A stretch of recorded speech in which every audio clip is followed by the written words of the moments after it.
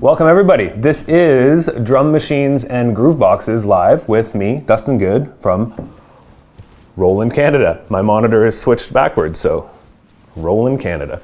So as I mentioned briefly, if you just joined in now, briefly I was mentioning we're going to be covering some specific products today in terms of what we're demoing and what's the most current in the Roland line for drum machines, Grooveboxes. But we don't have all day. I mean, Roland is a classic synthesizer company that has had in the past and does have many different offerings. We've got different drum machines available right now, but I'm going to focus on the TR-8s today. And then we're also going to talk about Grooveboxes, and I'll get more into Groovebox, a little bit of history and kind of what is a Groovebox, what's it all about.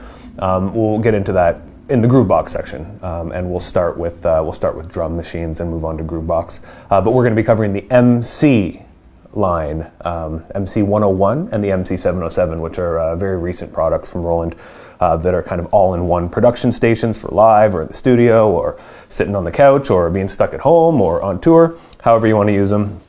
It's up to you. I've got the gear here in front of me, and everything is set up and ready to go. You'll have to bear with me a little bit as I kind of rearrange things throughout this. I move different products around and up and down and show the specifics. But pretty much, I think the tech is all working, knock on wood. So let's get started. So a little zoom out here, just to properly introduce the three products that we're going to be really looking at today. Zoom out. So first, and I'll switch around stuff in just a sec, going to be demonstrating, drum machine and step sequencing and control of these kind of drum sounds and the offering on the TR-8s, as I mentioned. So that's this bad boy here, the TR-8s. And then these two, big bro, little bro over here, MC-707, MC-101. Now these are both released at the same time. They're running the same kind of core software, not software, my bad, the same core engine inside of these. And this one's 4 channels, this one's 8 channels. We'll get into that. This one's definitely a little more portable and runs off battery power too. So why don't we just jump right into it, and we're gonna focus on the TR-8s. And I'm gonna switch some things around here, and we'll talk about drum machines in general, and we'll jump into the 8s and get a little bit specific. So let me just get my zooms going properly, and we will zoom right in on the 8s. Boop. All right. Boom, boom, boom. There we are. So before I jump into the TR-8s, I'd just like to talk very briefly about maybe the past 7-8 years of Roland drum machine and synthesizer releases. We came out with a line that's called the IRA line, A-I-R-A.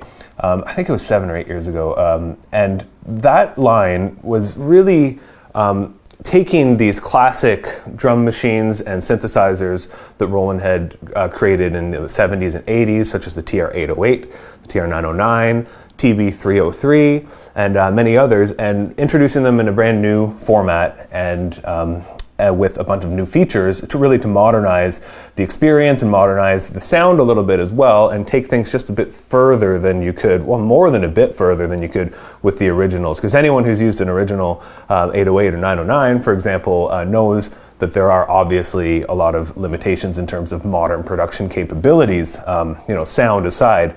At that point, when we released the original IRA, we released something called the TR-8. And that was the drum machine. So that was the 808 and the 909, 707, and a couple others that were available in this box. And that was just a huge stepping stone to reintroduce that kind of not only workflow, but that classic sound into modern production and live performance. So that product continued for quite some time and was replaced with the TR-8. S. Now the TR-8s, what does the S stand for? S here stands for, let's say, sampling. So it stands for sampling.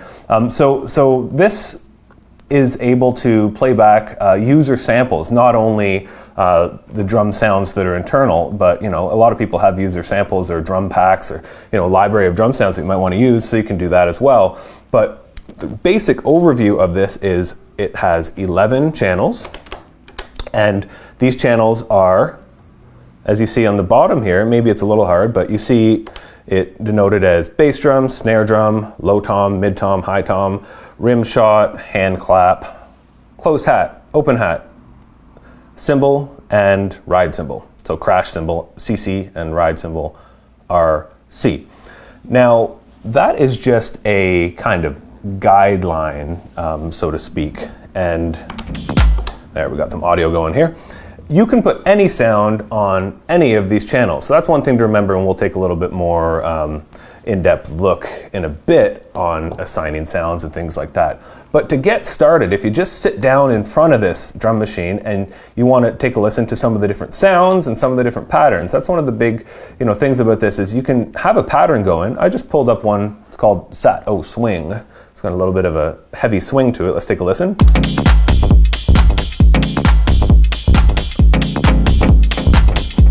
That's got a heavy swing. I've got a shuffle control right over here. So if I take a look, yeah, I've got plus 72 swing on that. So let's take a listen to what that sounds like without it. It's a lot more straight. Turn that swing back up. There, 60. So 72 is a little too heavy for me. Now, what's so great about this is, all the sounds coming from each track are built up into a drum kit. So right now, if I take a listen to what's on each track here, got a kick drum. So that's not really a snare drum, but that's on the snare track. So somebody who created this has a different sound than a snare on this track. Let's take a look at the low tom. Actually got a bass sample on there. Moving on. Little chord stab, hand clap. So this makes up our drum kit. Now, what's so great is if I'm playing a pattern, and we'll get into patterns in just a sec, but if I press play, and I want to hear the same pattern, but just a different drum kit, all I got to do is press kit over here, and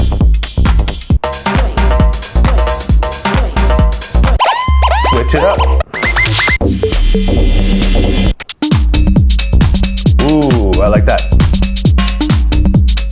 So it's really fun to do that, to just have a bit of a pattern going. It can be a preset or something you've made, and then just kind of scan through the different kits. Really, really quick, and a great way to get different ideas out. Let's take another look at a few other kits.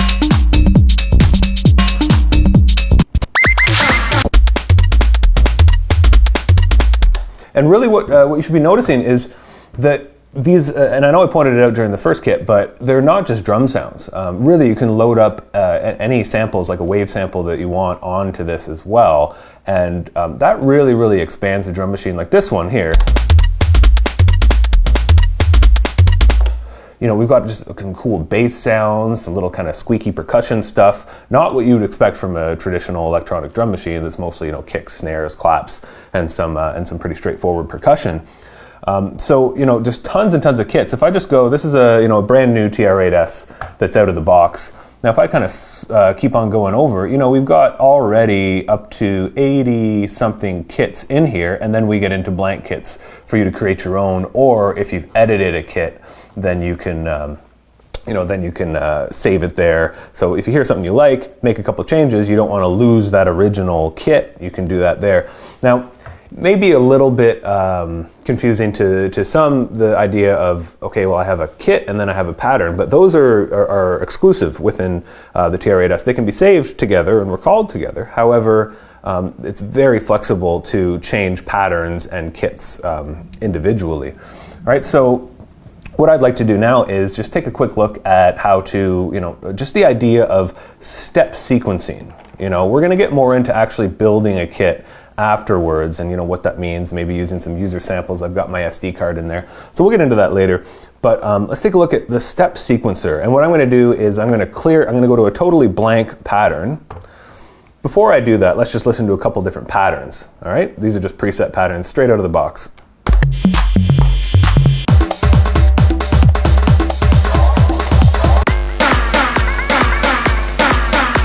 And as you can see, we've got 8 sections for each pattern.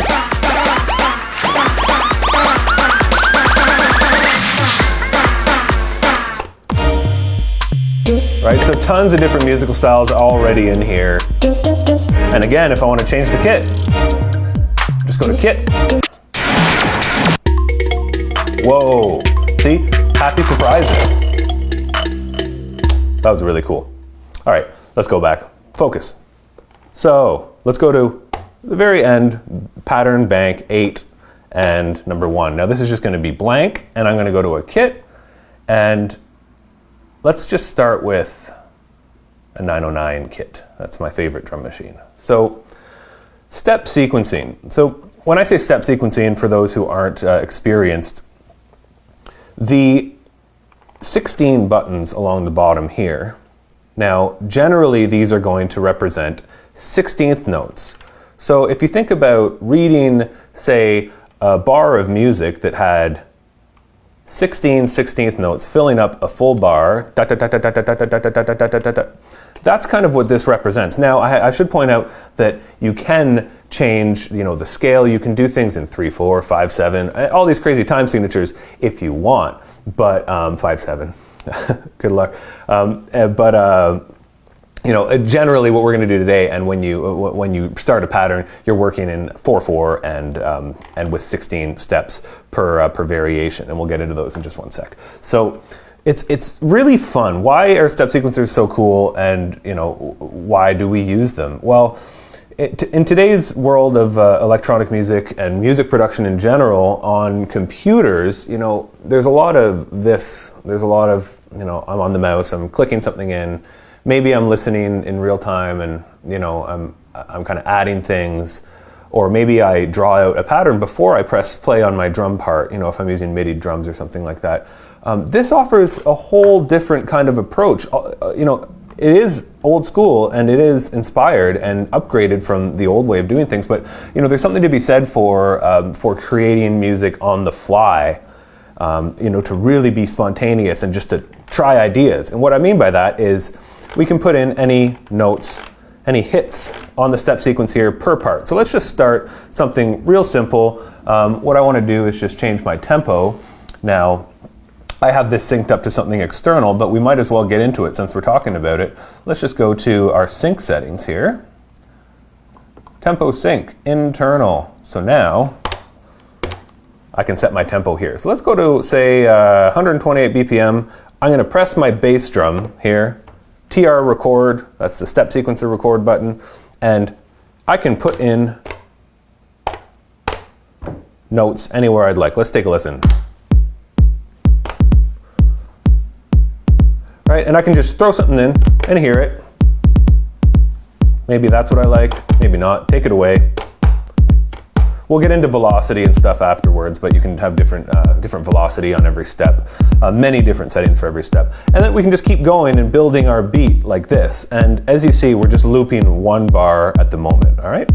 So let me add a clap, a hand clap. And remember, we're just using a 909 kit right now.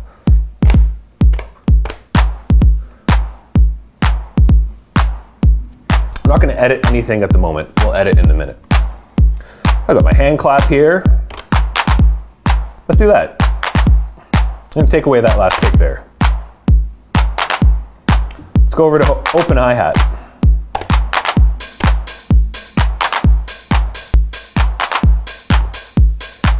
Rim shot. So I'm just adding as I'm going. Let me just kind of put my hands down somewhere and see what happens. I mean, that's not horrible. It's not great, but that's what's so fun about step sequencers is you can just throw some ideas down. After a while of using them, you're like, okay, I know that open hi-hat is always on 3, 7, 11, and 15, and you can get intentional with it, just like any other instrument. You hear something in your head, there it is, with the more experience. But when you're just kind of getting started out, it's really fun to throw down stuff and see what comes out. I love giving step sequencers to beginners or even younger folks who are just starting to get into music. It's so neat to see what somebody without experience gets out of something like this. versus versus say something like a violin. You know what I mean? You pick up a violin, you give it to someone, hey, try to get something out. It's going to be a terrible noise for years, maybe even, you know, but something that's so fun like this, like let's just have a bit of play. I'm just going to just touch some buttons and see what happens, you know.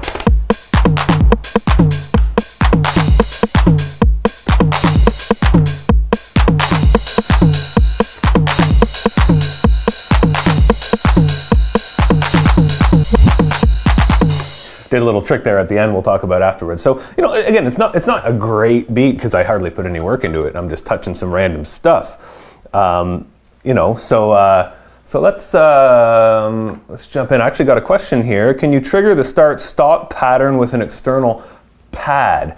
Now, this is a great question. So can you start this with a pad? Now here's the one thing about MIDIing up. Now this would only be done via MIDI. There's no way to kind of trigger this with like a piezo or an analog pad. But MIDI requires something called MIDI clock when you're synchronizing things.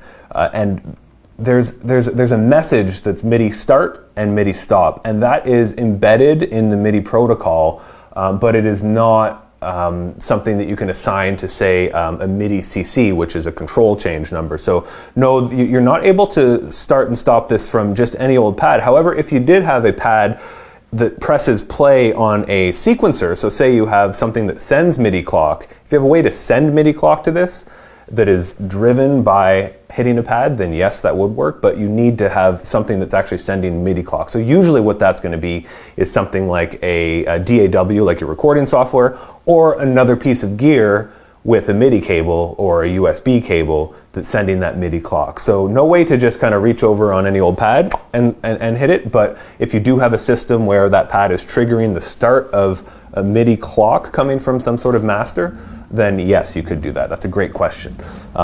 So let's refine this beat just a little bit, and we'll see. We'll get into some more of the actual controls that are going on up here, right? Because I just started with a 909 kit. Now we'll get into the actual sounds in a minute. What are the sounds in here? Because a lot of the sounds in here are not samples. They're something very special. So we'll get into that in just a minute. But let's have a little bit of a play first, tweaking these sounds.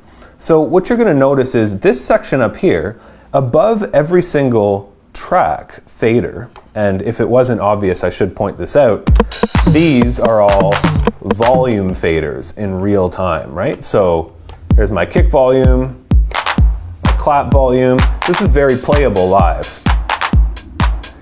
It'll probably become apparent, but I can't help but, you know, show off things the way I enjoy them sometimes, and I'm a very much a live knob tweaker when it comes to live performance. Like I love having the ability to just turn things on and off and bring them in and out. So those live controls are really great for that. So volume here, and then above the volume, you see every track has 3 knobs. And maybe we can zoom in a little bit here, and we'll see if we can take a look at what those knobs say.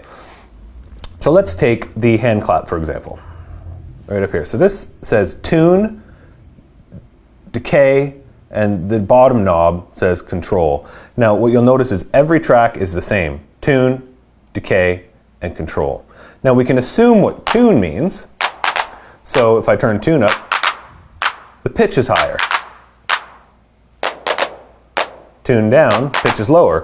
Decay, so the decay is essentially like the length, the decay of the sound. And given that this is, the TR-8s is a drum machine, first and foremost, it's a drum machine, you don't really need so often, and there are some controls in here for samples that have attack sections, and they tax that swelling, but you don't really, usually percussion doesn't go, it usually goes bap. So tune is the first control, and then we have decay. Now let's play with the decay for a sec.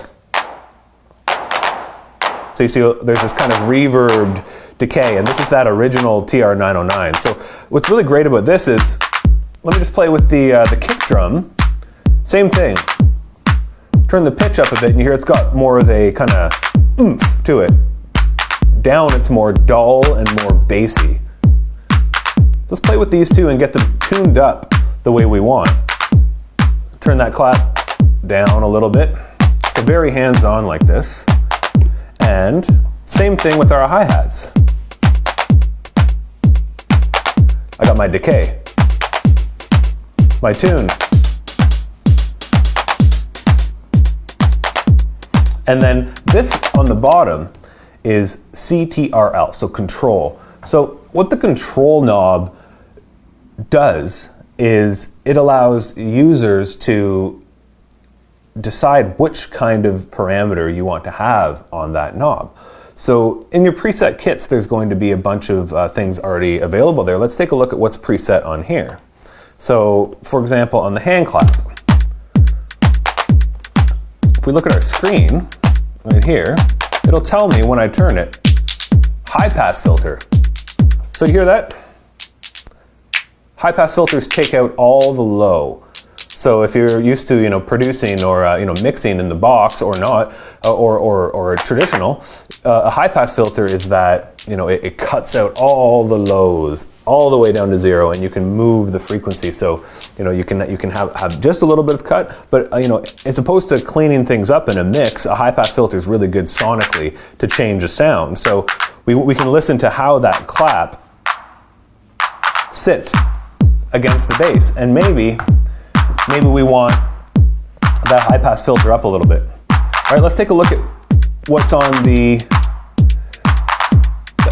hats here. It's also a high pass filter.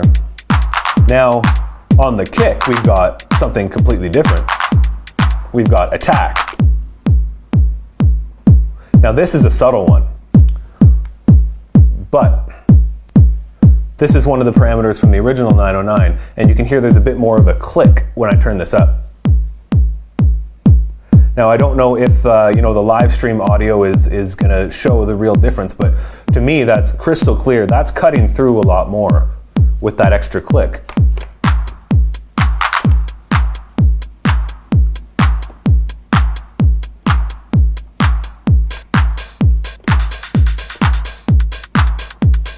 All right, and let's just add a couple more things. Snare drum.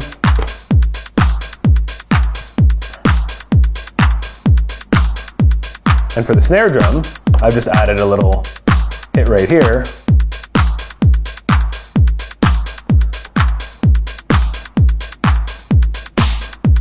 Hear the huge difference that these controls make. Hear the snare drum.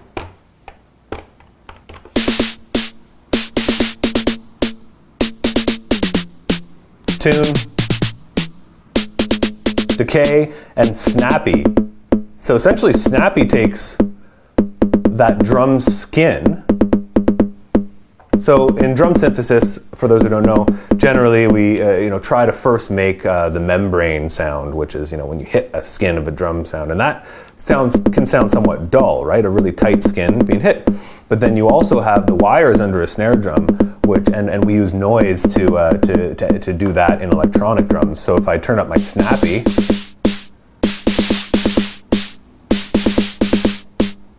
you get that much more kind of like you have your wires up on your snare drum. All right, so these controls are all really, really important for shaping the sounds, and you'll see that as we keep going and playing around. But there's also some really cool capabilities in terms of recording what we do on these knobs as part of our sequence. Now, I'm not going to jump into that just yet, but that is something that really is outstanding in terms of making this more modern, right? So let's start to try to build our own kit a little bit, and I'm breaking up the sections a bit. Just so folks know, I'm sure there are some questions coming up, and please do feel free to answer questions at any time. I'm just going to break up the sections to kind of try to do basics 1, 2, 3, jump into a little bit more advanced 1, 2, 3, and like that. So we will look at more in terms of sequencing in sequencing part 2, I guess we'll call it. All right. So let's take a look at building our own kit. So right now, I'm gonna get this snare drum to calm down a little bit. Cool, how about this? There we go. So there's our beat.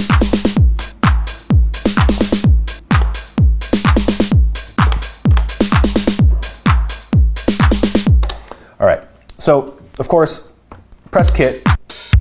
We can change through a kit. All right, but what we want to do is customize each individual part. Now, I think this would be a good time to talk about what is making the sounds inside this specific drum machine, the TR-8s.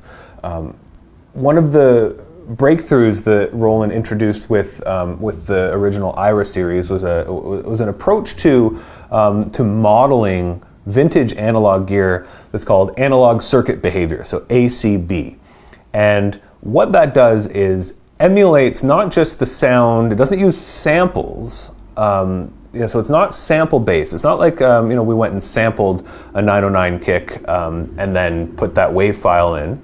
You can do that yourself with the TR-8s, as a matter of fact. But what we did was analyzed that whole circuit, what's inside of the TR-909 or the TR-808 or the SH-101 for synthesizers.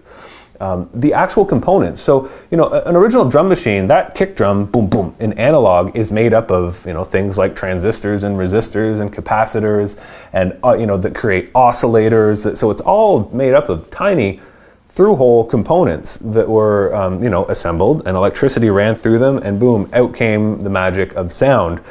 So we went down to the level of each component. So that's analog circuit behavior. So the idea is that when each component's behavior, each transistor, each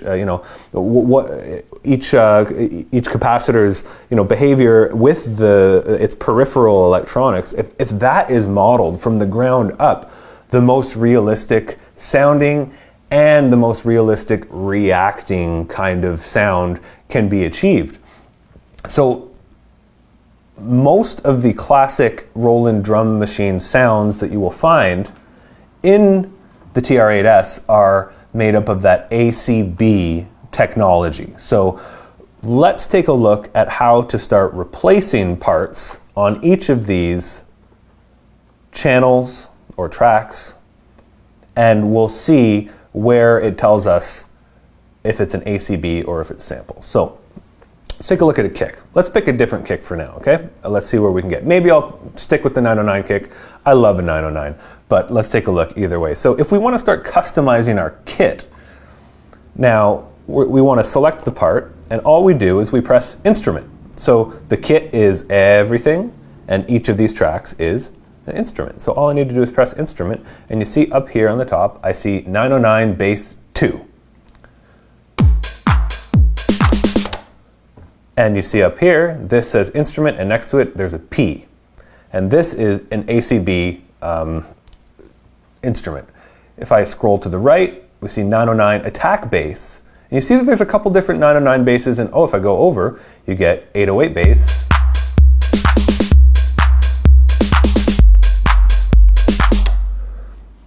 So just very quickly, for those who are extra curious, the bass 1 and bass 2 should line up with the original TR-8. This is exactly what, this is the model that we had in that. Now the model that's in the TR-08, the boutique, is 808 bass 2. Same thing goes for the 909 bass 1, that's from the TR-8. 909 bass 2 is from the TR-09 boutique, so a bit of an updated one. But what's really neat about this analog circuit technology, analog circuit behavior, is you see that there's some other things like 909 attack bass and 909 low bass. So these would be considered the same as modding the electronics on one of the originals. So 909 low bass, like original 909 doesn't have a very long kind of range of tuning, but people got in there and changed the electronics, and that's something we wanted people to be able to do here as well. So if I choose this 909 low bass, it already sounds, whoa, too low. It's even too low to hear there. Way punchier. I can get it both higher and lower. So I knew I was gonna stick with one of those. I'm gonna stick with that, but I mean, I need to show you at least. I love that kick drum. But if you keep moving over, you see 707 bass. So all these classic drum machines, Then you see 626 kick. Now the TR-626 used samples, so you see that there's an S up there next to the P, so this means it's a sampled sound, and you'll see that sampled sounds, we'll get into it a bit more, do actually behave a little bit differently with the tuning and all that. That's because those ACB sounds are really made to emulate the behavior of the knobs of the original one, right? So let's leave it on attack bass and let's build a different snare. So same thing, I'm going to select snare and I make sure I'm on instrument and I can just turn this. Ooh, yeah. 606 snare. But let's find a sample. Real jazz snare.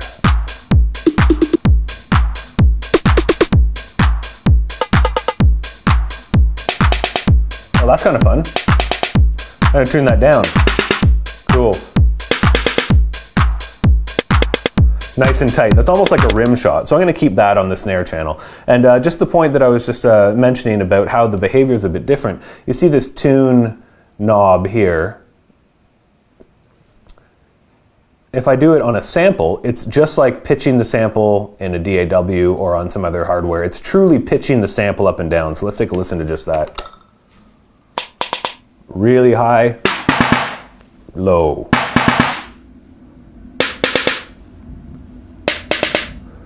Where if I had a ACB, you hear if I turn this up, it's not tuning the whole thing, it's changing the pitch envelope behavior. It's a little bit more specifically tuned. But let's go back to that little, I like that. All right. It's going to choose a couple different things before I finish off this kit, and we're not going to get too deep into it. So the low tom, so we're following the rules at this point. We're putting a bass drum on the bass drum track and a snare on the snare drum track. On the low tom track, let's put on something completely different. Let's pick like a bass sound, and we'll see what we can get with that. So I'm on low tom, and I'm going to scroll over. Now, if I hold down the shift button while I'm scrolling, you see I'm actually moving by categories. So perk 1, 2, 3, and what I want to do is synth sounds, sustained bass. Let's take a listen. I press instant play. I'm always able to play things in real time. That sounds too much like an 808. We've already got that kind of sound if we want it right now. Let's go over to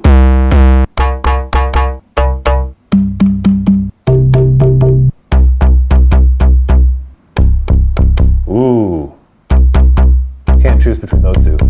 Let's do this one. So, and also to point out, if I'm sequencing this in real time, I can be auditioning the different parts, changing them, I should say, in real time. So let's bring in our kick again.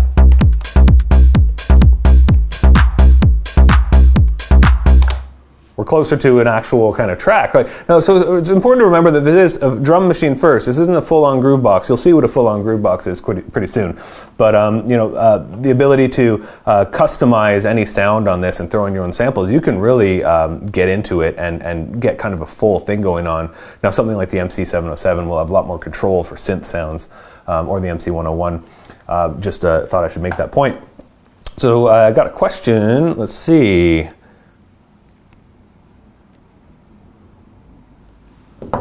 So the difference between the ACB in the two, the TR-8 and the TR-8s, you have pretty much. It was just a bit revamped. I really can't explain the kind of technical side of what the difference is. But what you should know is in the TR-8s, you're getting the ACB sound from the TR-8 and the TR-08. In there. So that's pretty much as I'm able to explain it myself, because unfortunately I don't understand more about the actual engineering behind it. So jumping back, but that's a great question. So jumping back here, so we're starting to get more of a kind of full groove going on. Alrighty. So The one thing that I didn't mention yet is a more advanced kind of sequencing. There are some kind of tricks you can do before we get into making a longer sequence, and then we'll probably switch over to the Groovebox territory pretty soon. But if I want to make some kind of changes that are not locked to these 16 steps, and you'll notice that this drum machine, you can add swing, but the notes are always locked into the steps, right? So it's always going to be quantized. You can't have unquantized on the TR-8s. Now you can do that on the MC-707, MC-101, as you'll see. But if you want to add some kind of embellishments to certain notes, let's play with the rim shot here for a sec.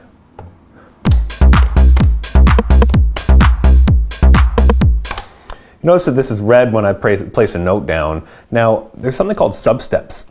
Now, if I press sub, I hold it down, you see up in the corner here, substep half, 1/3, 1/4, and all the way, half, 1/3, and 1/4. And when I have sub pressed down, you see, it might be a bit hard to see with the lighting, but these are yellow now. So let's take a listen to what that sounds.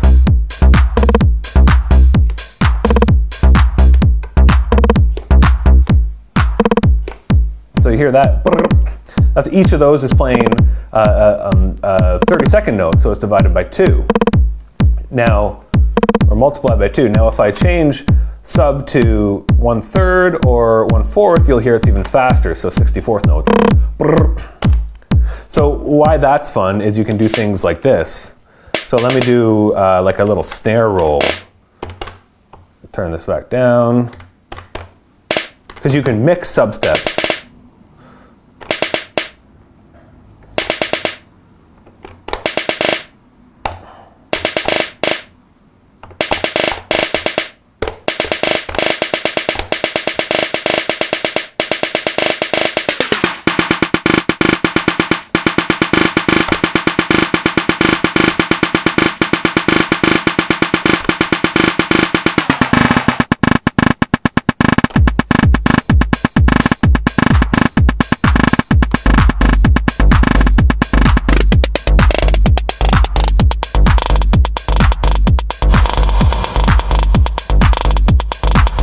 So to add a little bit more flavor. So that's something great to do on there. I won't get into it, but you can also do flams. And flams are just less mathematical divisions. Flams are like on the original 909, you could do, it's like a drummer just doing a flam on a drum. Less exactly, one, a 30-second note or a 64th note and what have you. So let's take a quick look at length. So the pattern right now, we're just dealing with a 1 bar because we're just starting to create it, and of course anyone will be getting much deeper than we're going to get today when they're at home working on their own stuff. But let's take a look at extending this a little bit in terms of in terms of the length. So you see over here A. These are our variations A through H. And if we take a look at our sequence up here, say our kick drum. See if I press B right now. See we're flashing, it's empty. There's my clock, it's empty. A has got something in it. Now, I could go over to B and and I can make a note pattern here. And if I rock between A and B, I can have a different variation. I can press both at the same time to play them in a sequence.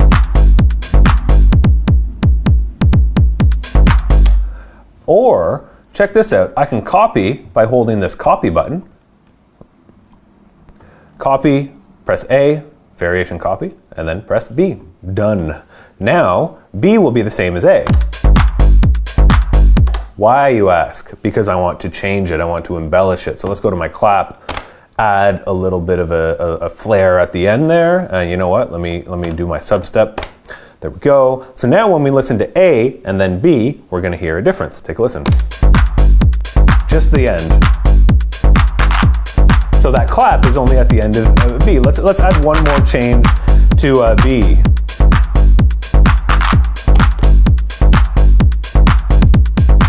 See a different kick drum.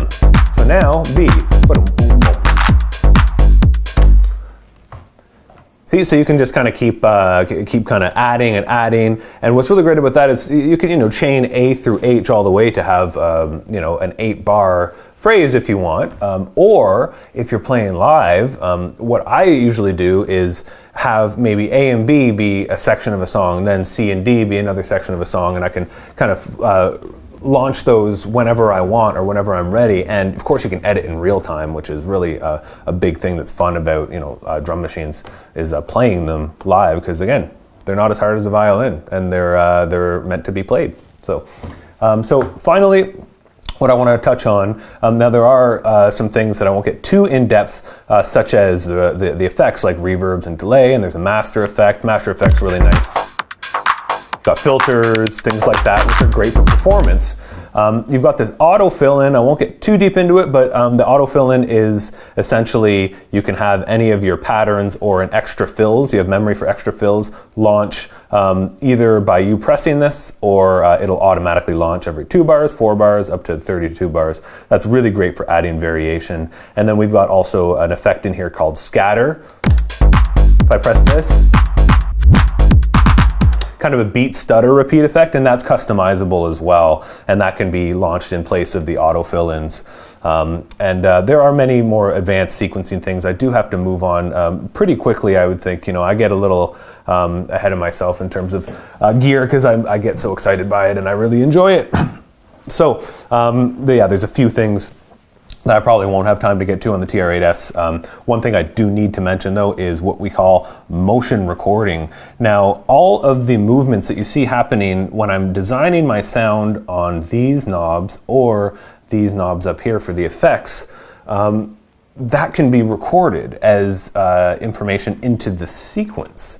So what I mean by that, and let me quickly just grab a different hi-hat, because for some reason I'm craving a 808 hi-hat. I want something a little bit crispier. And also, I'm just going to quickly change the gain on that hi-hat. You can change the gain on what's the max here, which is really important to do for when you want to play live. You want to be able to go whoop and bring your thing in, and not just worry about leveling it out like this so much. At least if you get into it, you want to be like that. So on this hi-hat, that we've got this, let's just make it a full 16 here, and we're only going to play variation A. So you hear that, very straightforward. I can change the decay, I can change the tuning, but I can actually record that movement. See over here we have this motion button, on and motion record. Now if I press motion record and on, so on is playback of the motion. So once I've recorded it, do I want it to play back? And record is, can I record in real time? So let's do that. I'm gonna press record, and I'm gonna mess around with the decay on the hi-hat, and it'll play back what I do. Watch this. Nice. So that movement was recorded into there. I could record all 3 of these knobs per instrument. Let's just get weird with it for a second. Right, a lot of movement there, probably too much. Now on the kick drum, I want to record some movement, but how about this? I don't think I can do it right with my hands. My hands aren't fast enough. So not only can you record the movement in real time, you can also put the movement down per step on the sequence. So all I need to do, hold down the step and change the value.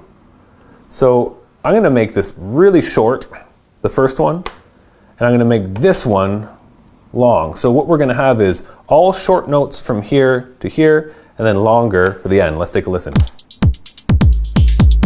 Cool. So you get way more kind of movement happening. Boom, boom, boom, boom, boom, boom, boom, boom.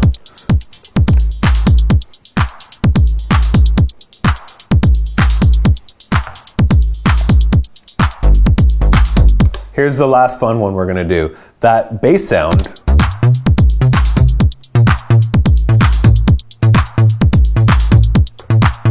Every step can be changed. I'm just gonna change the first step here, the tuning of it. So this is almost like a sequencer of like a MIDI sequencer for a synth.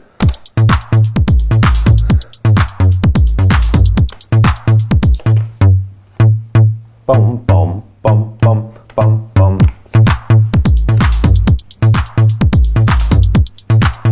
Right, so you can really kind of push this into new territories, and load up your own samples onto each track as well. Now, one thing I can't stop without saying is that when you load your own samples into the TR-8s, there are lots of different types of options. So you can have filters on your samples with resonance, and you can sequence the coarse tuning of them, a little more advanced than I was just doing. And there's also an individual effect on every single track. So very quickly, if I go to a bit of deeper editing on the kick drum, I've got a compressor and drive on there.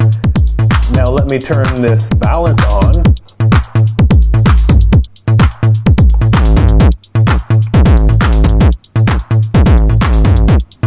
If I wanted something a little more distorted. Now, it's not just distortions. You've got EQs, compressors, filters, and then of course you have some awesome master effects that are more, things like reverb, delay, and phasers and fuzzes and stuff like that, right? So, all right, so that's the basic overview of the TR-8s and just general drum machine kind of approach, and just because getting into this stuff is so it's inspiring. Just throw down some stuff, tweak some knobs, record it if you want your knob tweaks recorded. But one thing I really want to point out is at the end of the day, hardware is amazing. Most people are not recording to hardware recorders or a tape machine these days. So integrating with a DAW, integrating with software to record is quite important. And that is something that we do in pretty much all of our current synthesizer drum machine products, is allow you to direct connect over USB. Now, check this out. So I have Ableton Live here. Now, we aren't going to be listening to any audio from Ableton Live, but I have it open. And what I'm going to do is connect this USB cable. This is plugged into my laptop, and I'm going to plug it right into the TR-8s.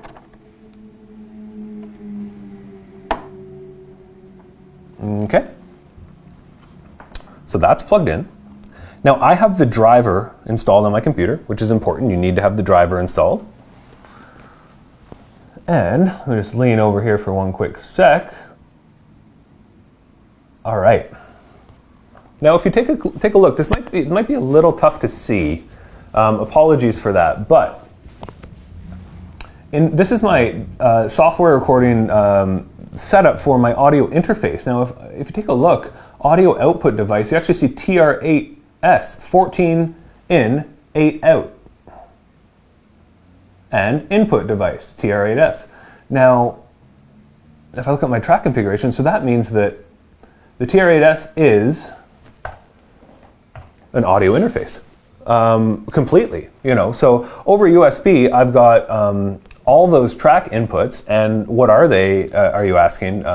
I thought that they were only I thought there were only 11 instruments, you say. That's confusing, you say. Well, I say that every single instrument has its own channel, that's 11.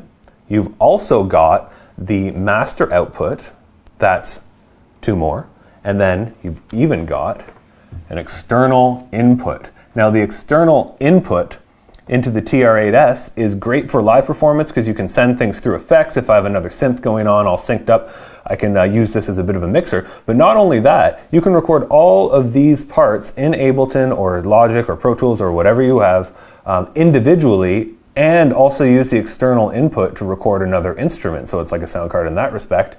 And not only that, again, but these assignable outputs are hardware outputs for the instrument. So I could, say if I wanted to throw my kick drum and my snare through a hardware compressor, I could put it out there. However, these outputs are also available from Ableton as outputs like any other sound card. So that means if I was doing, say, like a live set where I have the TR-8s and then I have a laptop, I have a bunch of stuff on the laptop, but I wanted to, say, send my drums separately from the TR-8s and synths from Ableton or Pro Tools or Logic to the front of house on a different channel, I can put that stuff out of these outputs, and that's so cool. I could route a bunch of different VSTs out of here. I could have hardware coming in here being processed by Ableton. So anyway, I digress. It's a full-on sound card. Pretty much everything we make in the the DJ and dance music type of products, it has this kind of tech in it, and it's really big to be able to do that, especially if you're just getting started and you don't have a sound card, or I mean, you're trying to record drums. When you mix drums, you don't, if you're a mix engineer and someone's ever sent you a full, like just a bounce of full drum parts, it's really tough to mix it. Now, unless you're recording, like someone with like one or two mics, old school style, trying to get, a certain kind of sound in terms of rock drums, that's one thing. But, when you're doing a proper modern drum recording, you can't mix everything if everything's on one track. So really, that opens things up big time. And if you don't own an audio interface and you want to record all this stuff at once, even with the external outputs, you're looking at buying an 8-channel audio interface right away when you could just use the TR-8s itself. All right, that is where we're going to leave it for the TR-8s. Looks like we're going to be having a bit of a long one. Thank you guys. Keep sending questions in. I hope this is great for everybody. Also, I forgot to mention that there should be some people in the comment section, because I can't actually see it right now. I'm getting some people just asking me some questions over text and stuff like that. But please notice there might be some people, Danny might be there from Roland, who is an ex-Long McQuade employee. Danny's there, and Vincent as well, maybe in the chat helping out here. And of course, Long and McQuade themselves are always really awesome at responding to questions and getting you the real info as soon as possible. All right, so let's get going and switcheroo. I'm gonna pull in this big boy. I'm going to put away the TR-8s for a minute. We might get back to it later, depending on how time goes. Let's take a look. Let's zoom out and see what we got here.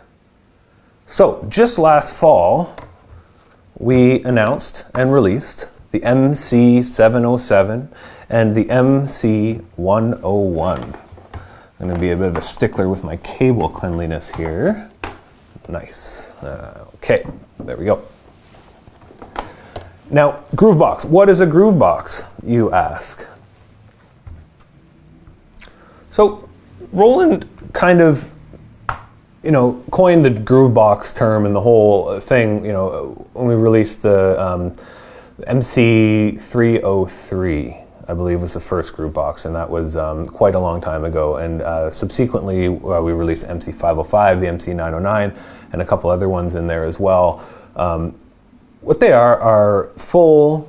They have like the capability of making a full range music. So they can do drums, they can do synths, they can nowadays they can sample the MC-707. And a sampler, MC-101, can record loops in real time. So, they're expanded, but really the idea is full kind of production and as many tools and hardware as we can give you to achieve that. Now, this is not to say that, what I said before with integrating with the computer is not important, because I won't have time to show it, but both the MC-707 and the MC-101 have the same type of USB audio capabilities. So, just so you know, if you have an MC-101 or an MC-707, over USB you'll be able to record every single track separately in stereo. So every track separately in stereo. So that is a huge plus. Excuse me, and really changes the kind of possibilities for workflow for these. So let's dig right in. Why two versions of this? So the MC-707 is the full kind of version versus the MC-101. Now they do sound the same. They have the same presets for synthesizers and drums. They have the same sound stuff inside. The biggest differences are going to be interactive differences in terms of programming. The MC-707 has full control over its engine, where the MC-101 has a lot of control, but it doesn't go quite as deep. Secondly, you'll see, not just the knob control, but you'll see that you have a different kind of set of pads here. So both of them have these great 16 pads that can do a bunch of different jobs, like a keyboard or drums. So same type of thing over here as well. But you see on the MC-707, you have this step sequencer, and this should be and is the same type of thing that you learned about on the TR-8s, the 16-step sequencer, the most important tool for composing drums in electronic music history. So we have one of those separately on here. Now, just bear with me for 1 sec. I need to get, oh, I don't, it's already done, awesome. So let me just turn this up a little bit, excuse me.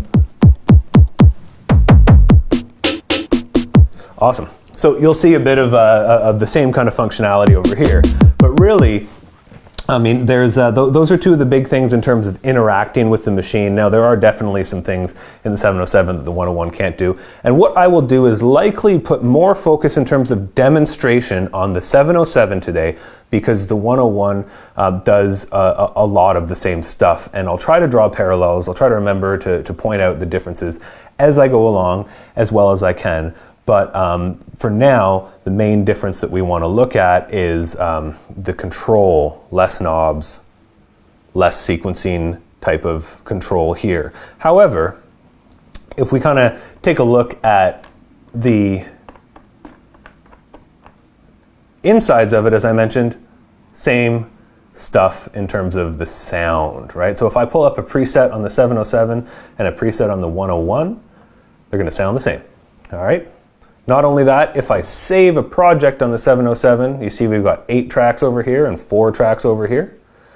If I save a project on here and I load it on the 101, it's literally just going to load up those first 4 tracks and everything will sound the same and act the same, which is quite cool. It also means it's great for sharing. So if you have a 707 or someone online, there's a lot of great forums. The Facebook group for MC101 and 707.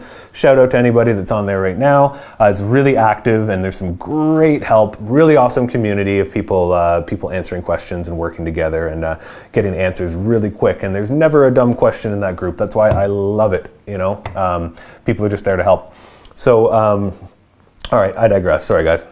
Let's take a look at the architecture of these machines. So let's do this. I'm going to zoom a little bit in on the 707, and we're going to take a look at the screen, and let's talk about how it's set up. All right. There we go.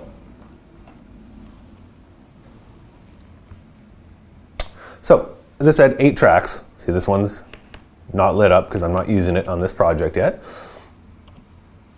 And what can they be? So, just like I was mentioning that the TR-8s can have a different type of instrument on each track. I'm just going to try to get some of the screen in here.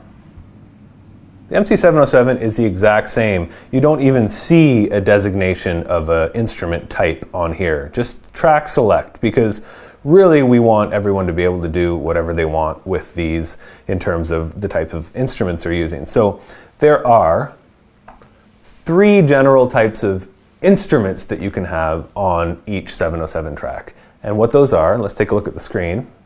I can do this because I have an unused track. So as soon as I press an unused track, tone, drum plus comp, and looper track. So we're going to treat these two the same for now. Drum track. So a tone track, which is like synthesizer sounds, your own sampled sounds with filters, a full synth engine, which I'll talk about in a second. Drum tracks, which is a 16-part drum machine. And a looper track, which is a real-time audio looper, or pulling up loops and from the SD card, from your own samples, right? So any track can be that type of. Any track can be any of those 3 types of instruments. Let me zoom back out, and we'll just take a look at this project I have going on right here, which we might use as a bit of a launching point, or we'll come back to it afterwards. Let's take a listen to what I have on each track, and we'll just have a quick little play. And you'll notice that there's different colors on each of these. And same thing on the TR-8s. You can customize the colors of any of your tracks per project. So it's really great. So you're like, oh, my drums are always red, and my lead synths are always blue, or something like that. That's up to you. You can even customize the pad kind of arrangements of colors too, which is quite cool. But let's take a quick look at what I have on these right now. I have a drum kit, and you'll notice that this changes. The function of this pad changes with the track type. So on a drum track, I've got all this stuff, including even some loop. Right, so not just a one shot, I've got a little loop in there as well. Second track I have is a tone track.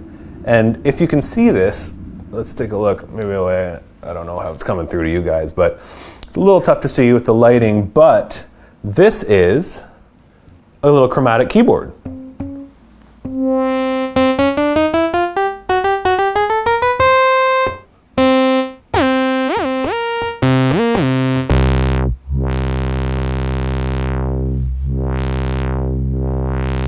Right, and then for a looper track, there's my looper. There's a loop I got going in. You get a chromatic keyboard as well that you can do certain types of functions on.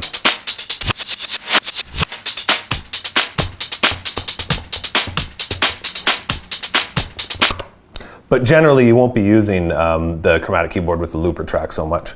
So let's start a fresh project, and we'll talk about how, actually no, give it 1 second. Before we start a fresh project, let's talk about the organization of this. So, with the TR-8s, you saw that you had essentially one pattern could hold, 8 different bars. And what I didn't get around to showing was that any patterns can be linked together too. So I can, you can launch, say, like pattern 1, 2, 3, and 4, and it'll all play together, and then it'll loop. For those of you who have more involved MIDI setups, you can send and receive MIDI program change. So that means, the MC-707 can do that too. So you can, when I change on this machine, that machine changes too. So that's really nice to do for live. So that is possible, and of course you can do that in a DAW with your hardware as well. But the TR-8s is more. It's kind of like it's linear. You're playing one pattern at a time. And that's the way it is, and that's how it should be. It's a drum machine.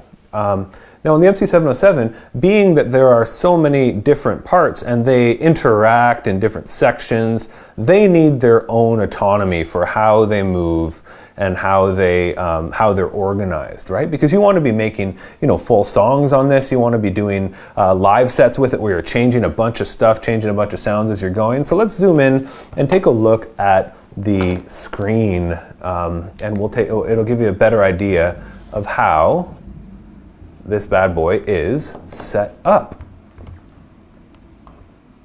Let's see how close we can get here. Excellent. All right, so when you see over here on this main screen, tracks 1, 2, 3, 4, 5, 6, 7, 8, and 8 is dark because I didn't use it yet. That's this track here. What you see here is each track has what we call clips, and there's 16 clips in each track. So this is the drum track. I'm on track number 1, and I've got all these different kind of clips. So if I just want to, I'll press enter and just listen to the first clip.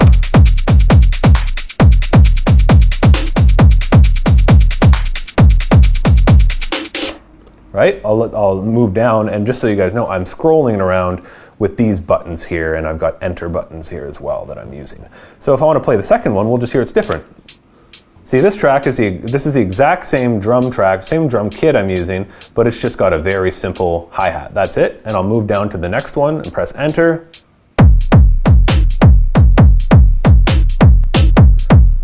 Let's go back up to the first one, press enter.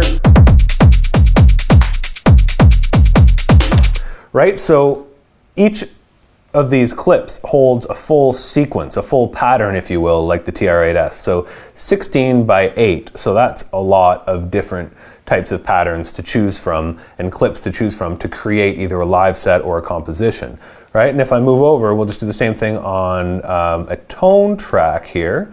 So track 2, I'm just gonna press play.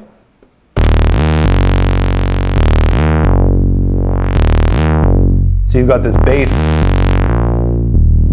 I'm just manually tweaking the cutoff over here. Now let me go down and press the next one.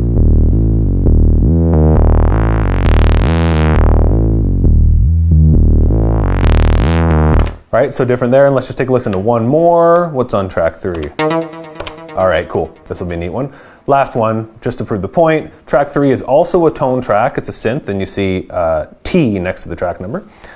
Ooh, the fingerprint. It's gonna bug me. All right. First clip on track 3. Second clip.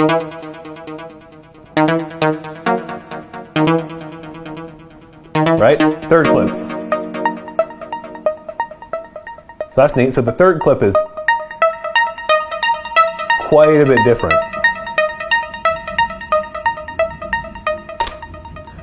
Okay, let's zoom back out. So the organization of that should be quite clear. One thing that I want to point out right off the bat, mostly so I don't forget to talk about it, is this. So anyone who's familiar with working within a DAW, a workstation, so like Ableton Live, Logic, again, whatever it is, you might be using VST instruments, VST, mixing stuff, but also VST instruments. And usually, if I say, I got Ableton open, why don't I just show, usually each track will have one instrument on it, right? Okay, so I'm gonna go, go to my plugins, audio units, Roland Cloud, pull up a synth here. So, I just need to re-authenticate my thing. I'll do that after. But you have one instrument, and then all your information on that track is always going to be playing that instrument. When you have something on a full timeline here, so you have an arrangement going this way, you're going to have different notes, right? Different notes as you go along. It's not going to be the same pattern, but it's always going to be the same instrument. It's fine. That's what we're used to. However, on the MC-707, what's very, very cool is in the clips, you can have a different instrument per clip as long as it's the right track type. So what that means is that this synth sound, when I switch over to the other sequence, if I do my settings right, I can have a different sound for every single clip. So just start to imagine having that kind of setup either for a composition or a live set or whatever it is you're working with, where every single section can have a different sound on every track. So you can just add that up. 16 sounds, eight different tracks, and then 16 different sounds with individual patterns, right? Very cool. Opens up the sonic possibilities so much. That also it's a truth for drum kits as well. So a different drum kit on every drum track. So you could have 4 drum tracks, different drum kit, whatever. It's completely customizable however you want in that respect.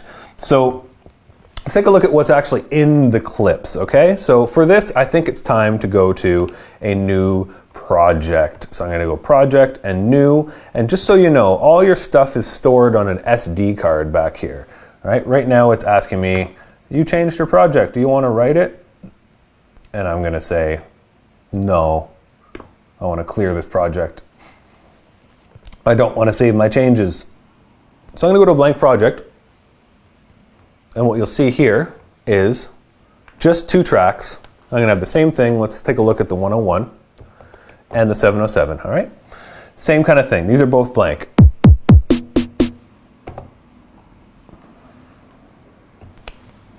I'm going to get my volume back up here. Got the external input going in. Same exact way that we start a project on both. And so track 1 is a drum track. Track 2 is automatically a tone track. Same here. All right, so it's going to be the identical, exact same sounds. Initial tones are the same on both.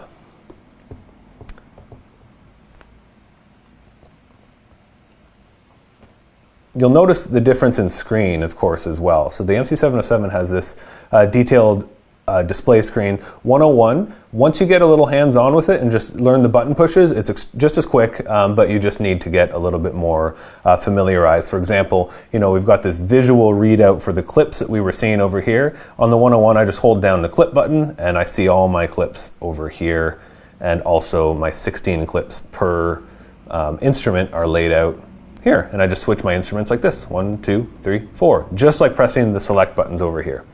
Now, what I want to talk about is actual sequencing. And you know, this is going to be kind of based on step sequencing for some parts, just like on the TR-8s. And then, but you know, we're able to do more kind of in-depth recording for synthesizers and things like that as well. So you know what, let's just take a quick look at doing a drum sequence on here. Now, one thing to point out, you know, I am talking about drum machines and Grooveboxes. Grooveboxes can do drum sounds as well, but really one big thing about the TR-8s, if you're looking for a drum machine, versus say the MC-707, is the TR-8s is first and foremost a drum machine. It does that analog circuit behavior, and it does it really, really well. Now the MC-707 has tons of awesome drum sounds in it as it is. It ships with 808 samples, 909 samples, but you can't shape those sounds. They don't have the depth of programming that you would get from the TR-8s or say one of the boutiques. The TR-8s with all the individual settings per individual drum sound also are extremely, also is extremely flexible, and really if it's a drum machine you want, then it's the TR-8s. If it's a Groovebox where you can do drums and synths and many other things, including sampling in real time, then the MCs are more down your alley. But combinations are always good as well. For me, I think a killer combo is, you know, say if you already have a drum machine, the TR-8s, MC-101 is great to add some synth parts, or MC-707 and TR-8s are pretty phenomenal together too. Now that's superpower if you got both of those. Sorry, I digress again. Let's jump in to sequencing. I just wanted to point out, you know, the difference, TR-8s, MC drums. So, we know that both tracks are a drum track on number 1, and it's going to start with a default kit.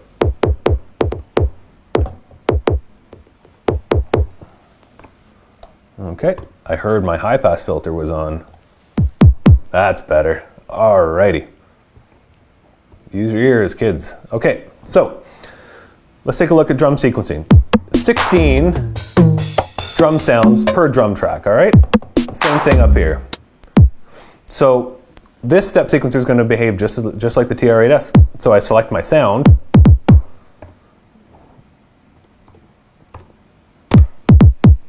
Right? And I can step sequence just like that.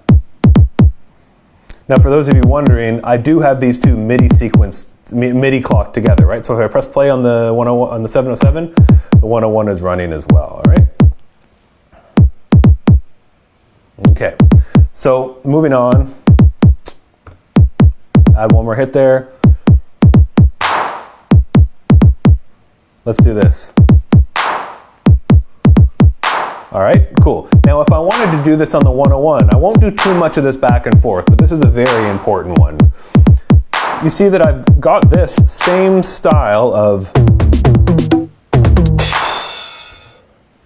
pad setup here, but I don't have the step sequencer like I briefly pointed out before. So what do? This is what we do. I'm going to turn down my 707 here, so we're only going to hear the 101. Let's do the same thing on the 101, all right? So I'm going to select what sound I want, and then I can just simply go over to sequence and use these pads. Boom, ba-dum, boom. What do I have there anyways? There it is. Boom, ba-dum, boom. Bum, bum, ba-dum, bum. Let's take a listen. Again, we're listening to the 101. Exact same thing. Let's turn down the 101 and turn up the 707. There we go. Whoop. See, now I need that clap for the 101. So all we do is go over to our note. Well, there's two ways we can do this. I can go to note, find the note I want, and then go to the sequencer. Or alternatively, when I'm in my sequencer, I can just switch through my different parts.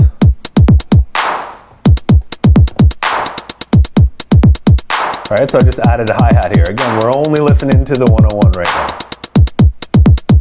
Right, so there's a bunch of really advanced drum sequencing things that both of these can do.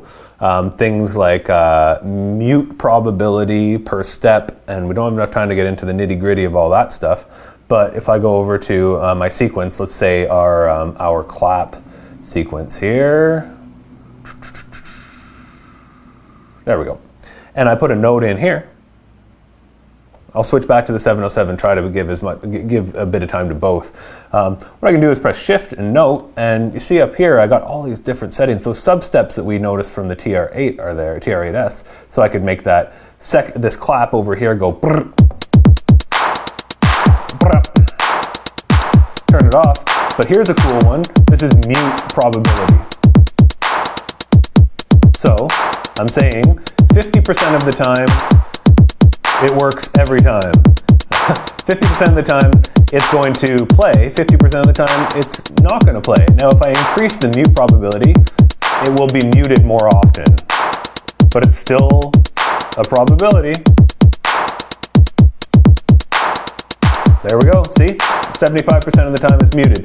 It's going to happen every time. We'll see. It's not fully random, but you have the control over the parameter like that. So that's pretty neat. And then we'll switch back over to the old 707 here. Zoom in a little. Actually, no, we don't need to zoom in too much, but I can do the exact same thing over here. Back to the 707. And all I do here is just hold down the note, and I've got the same options over here, substep, mute.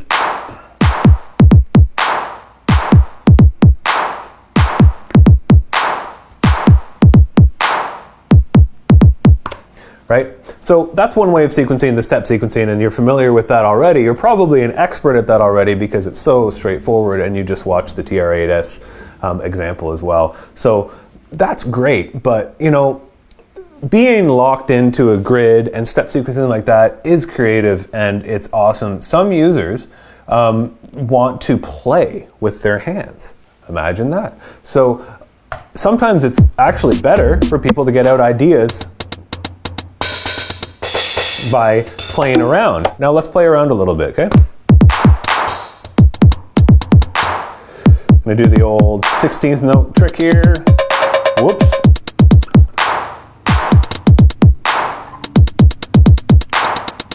Cool. Now, if I'm hearing something while this is going,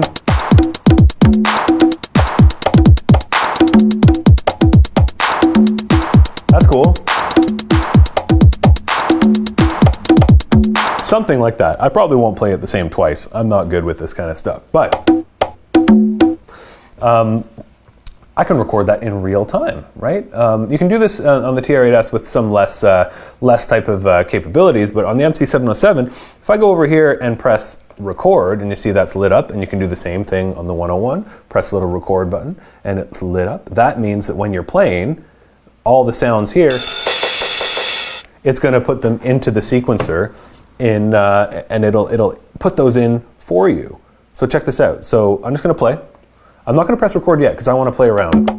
All right.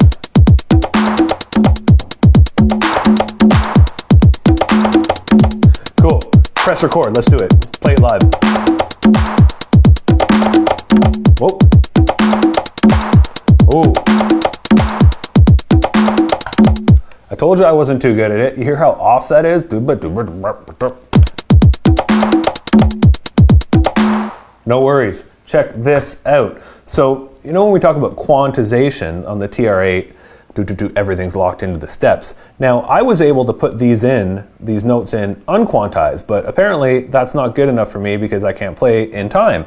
So there's a couple options for this. I could have just turned on the quantize button, and what that would do would take whatever I play and you know, line it up with the closest actual quantized beat. You can even set your settings for that, like, hey, you know, if I play 30% towards that one, do that one, 70% go that way.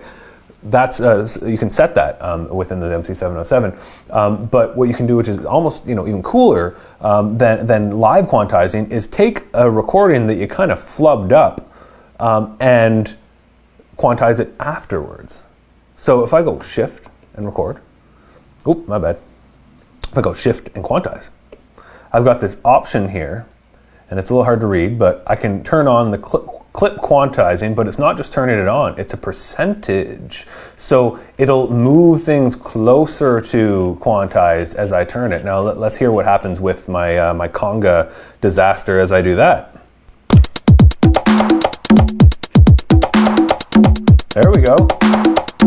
Cool. So 100% here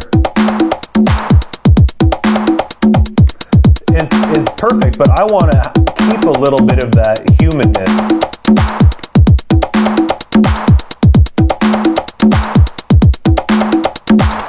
Right? So that's really fun to be able to just fix it a little bit afterwards, and you don't need to drag around individual notes and fix stuff. You can if you want to. If you want to get really granular and hold a note down and move it anywhere back and forth, you can do that kind of stuff, but this is really great for putting in ideas. So I'm going to leave it at that for drum sequencing right now, and let's take a look at tone sequencing. And also, we're you know, after I get these two sequences down, we're going to be looking at sound. So don't worry about that. I know you guys are like, it's just a drum, it's just another 909 beat. You already did that.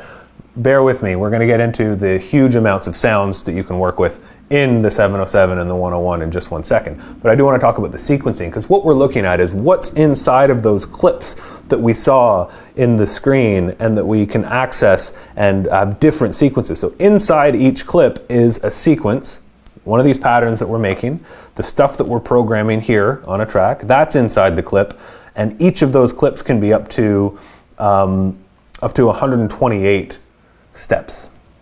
So up to 128 steps, which is 8 bars in 4/4 if you're counting 16th notes. So, alrighty, tone track. So as we looked at when we switch to a tone track on either of these, we get a little chromatic keyboard, right? And the sound here is just a very basic initial sound. It's actually just a sawtooth wave. That's just the basic sound when you load up a new project. A sawtooth, it's the beginning of a synth sound you can create, or you can load a preset, as we'll look at in one sec. Let's just look at, and we'll bear with the sound of just a sawtooth just for one more minute, and we'll put in a simple sequence here, okay? So just like on the drum track, we can I can put a step down. I can hold down a step, and I can put in a note. It's a little different than a drum track in that way. Or I can touch a step, and while it's flashing, I can just put in up to 4 notes to make a chord. Now if I press play, so I've got a chord here, and I can always hold this down and see what notes I have here. Change them up, get specific. Right? But that's one great way to sequence. Here's another great way to sequence. Same way as the drum track with the live recording. I want to add that. Really cheesy, but let's go.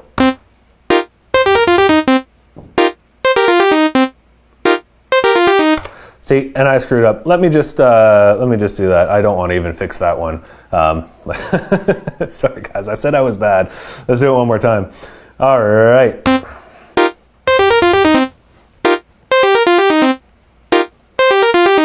Cool, that's better. So live recording, and you can be quantizing in real time or afterwards as well. And then one of the other ways to record, I'm gonna delete this whole thing, this whole pattern that I have, just because I gotta show you the other way, which is one of my favorite ways, is kind of like SH-101. If you're familiar with the SH-101, it's one of the most famous synthesizers in history, released by Roland in the early 80s, and that had one of the easiest sequencers of all time on it.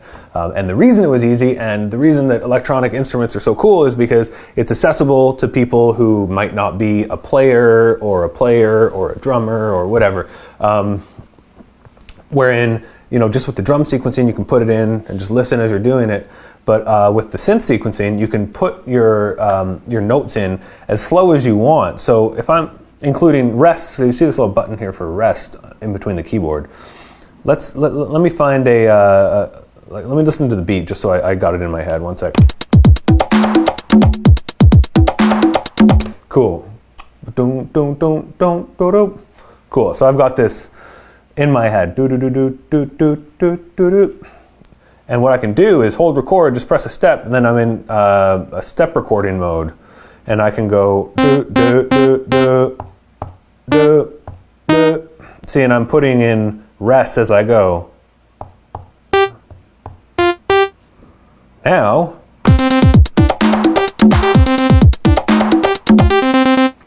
and it took whatever I played, you know, just inputting it per step in note. I don't need to be in time. I don't need to be doing anything. Just you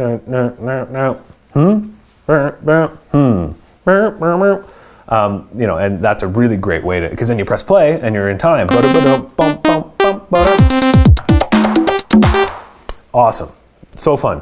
All right, so very quickly, I know it's been long so far, but thank you guys for joining me for so long. I mean, I'm having a good time. I hope you guys are having a good time too. You know, I mentioned that the sequences, each of these sequences per part can be up to, you know, 128 steps. We can do things like extend sequences and copy them over, just like I did on the TR-8s, quite easily as well. You know, there's a bunch of different kind of functions like that. So, you know, if I just copied this sequence over, and then this one, what I want to do is add a chord. So check it out. So now the second bar, I'm going to have a chord here. Let's take a listen.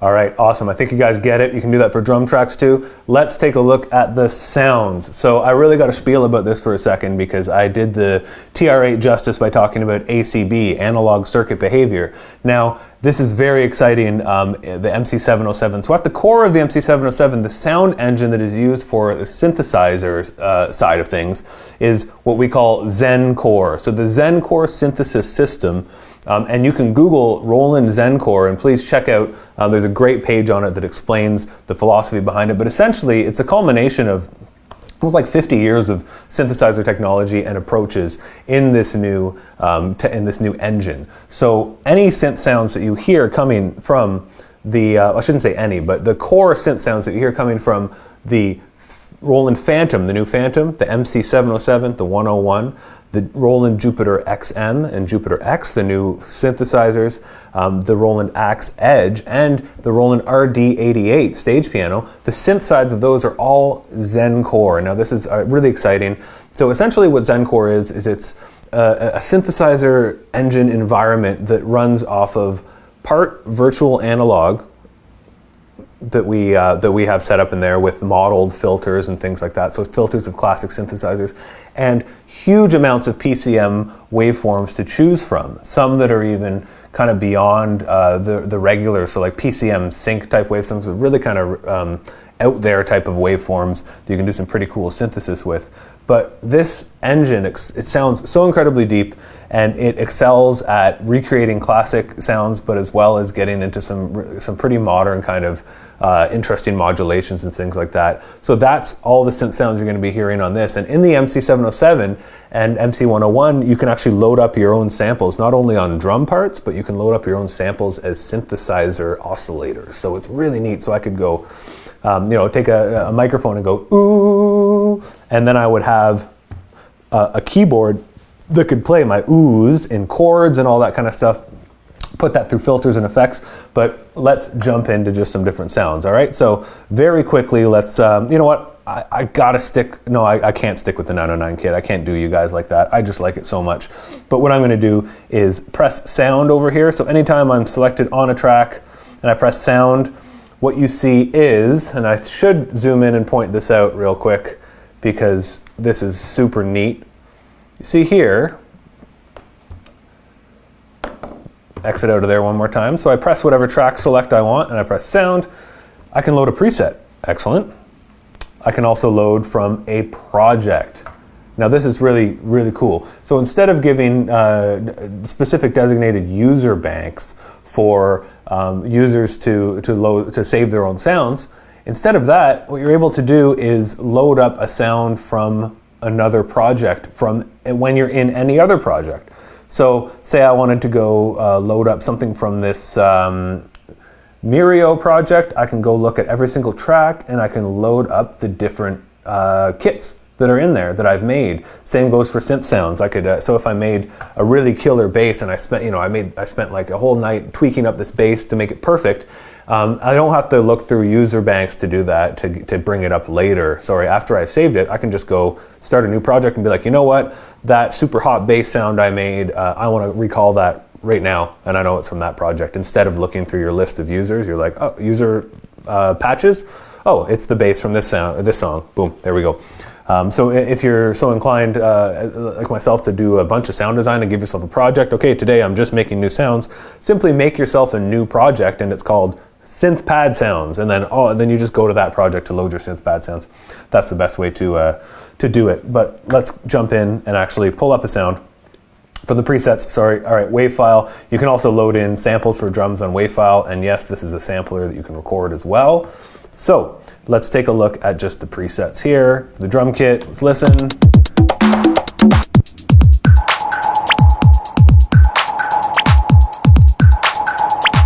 I'm gonna keep that future bass one. All right, now let's go over to the tone. Get rid of that sawtooth preset. Let's take a look here.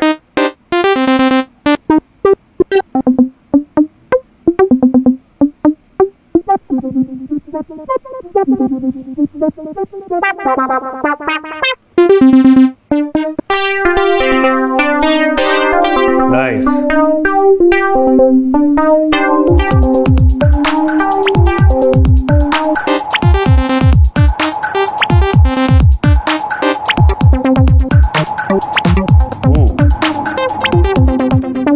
I like that. That's great. So it's got some delays and stuff on there already.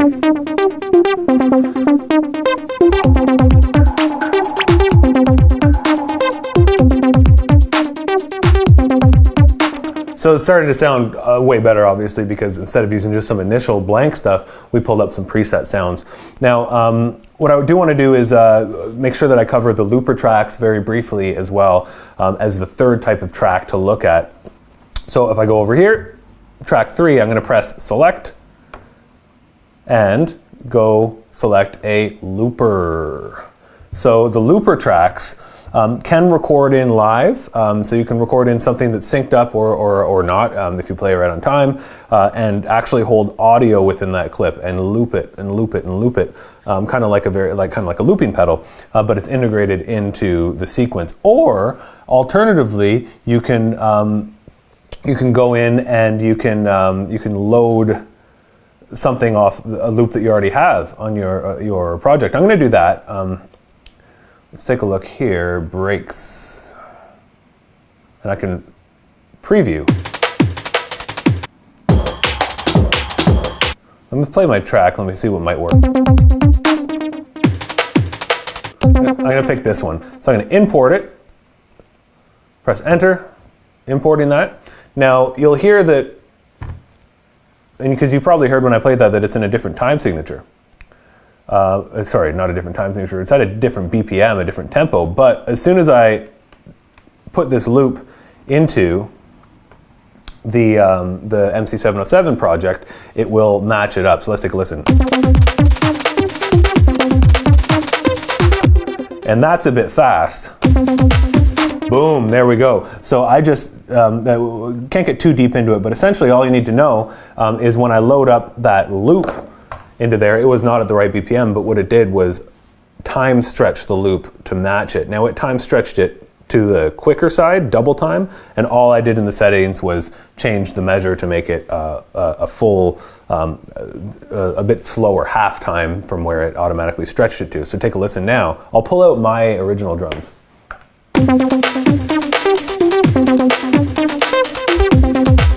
I'll put my drums back in.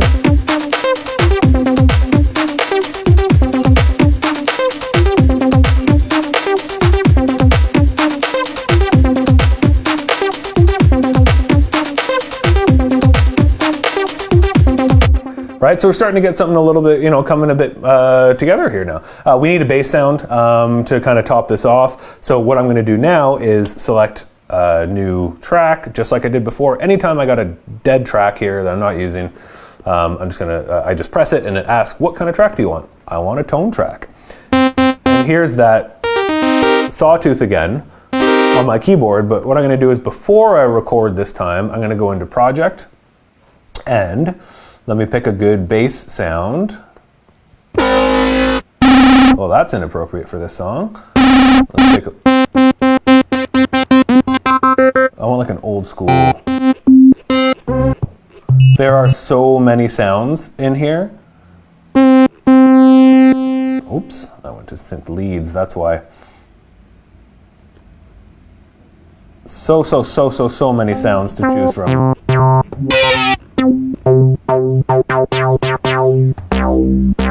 Nice. All right, so I'm gonna press enter. Now that's my sound on this track. You'll notice that the pads are also velocity sensitive. And velocity is routed to the filter envelope. Very cool. So let's record something. Let me hear this first again.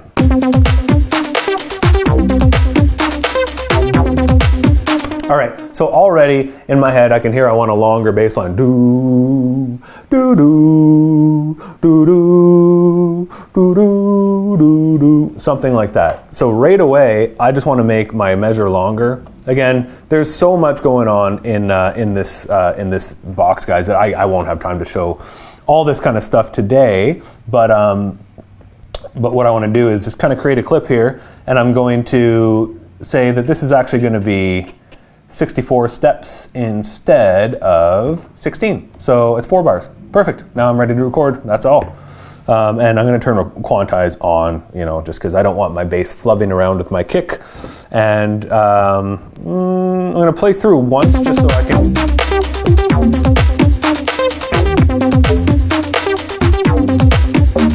Record.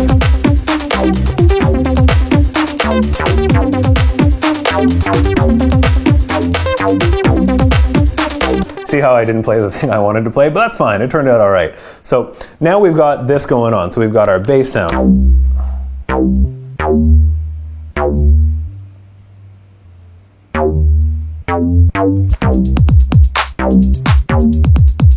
Cool.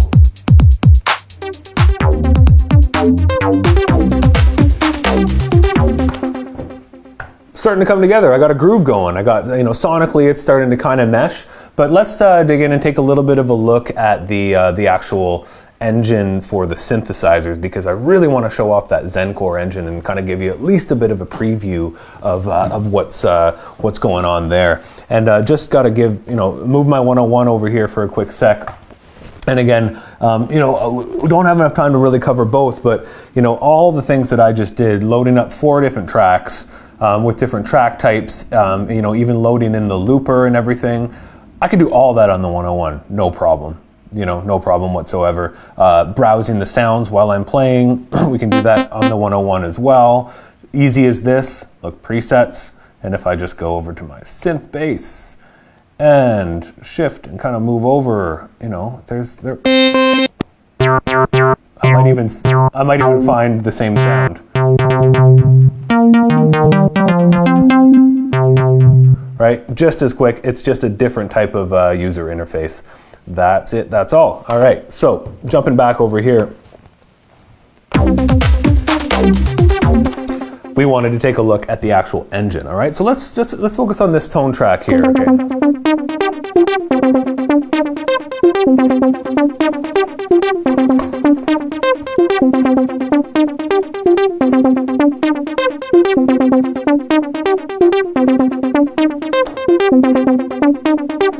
Beauty. Okay, so I just really wanted to zoom in on the screen here, and I'm probably going to keep this sequence running while I'm kind of tweaking with the engine. Now, let me slide this just for a quick sec, just to show you these knobs here, similar to the TR-8s. You can use them in real time. So, open my filter.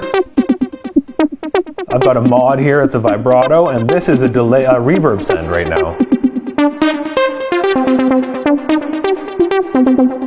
All right, all of these knobs are assignable, all 3 of them per track, so it differs from the TR-8s in that way. TR-8s has 1 assignable per track. On the MC-707, all 3 are assignable. And on the MC-101, you've got these 4 knobs, which are each assignable in different layers for every track.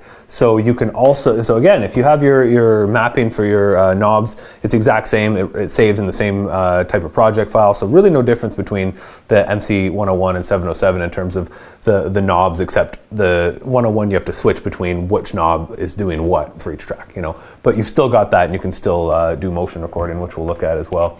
So let's move back over here and take a quick tour of the ZenCore synth engine, how it is accessed on the 101. So I'm on this track here, turn on my reverb, all right, and I'm just gonna press Shift and Sound, and here we go. This is the this is kind of the home base for the ZenCore engine on the 707. This will look different on the Phantom, look different on the Jupiter, but this is the MC. So essentially, it's organized.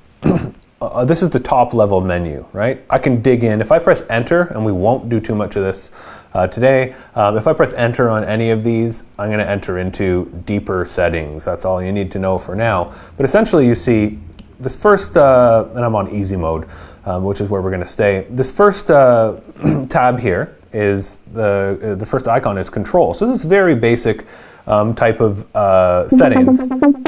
Is it mono or is it polyphonic? If I turn it to poly, chord. There's the chord. Mono, doesn't play the chord. Portamento time.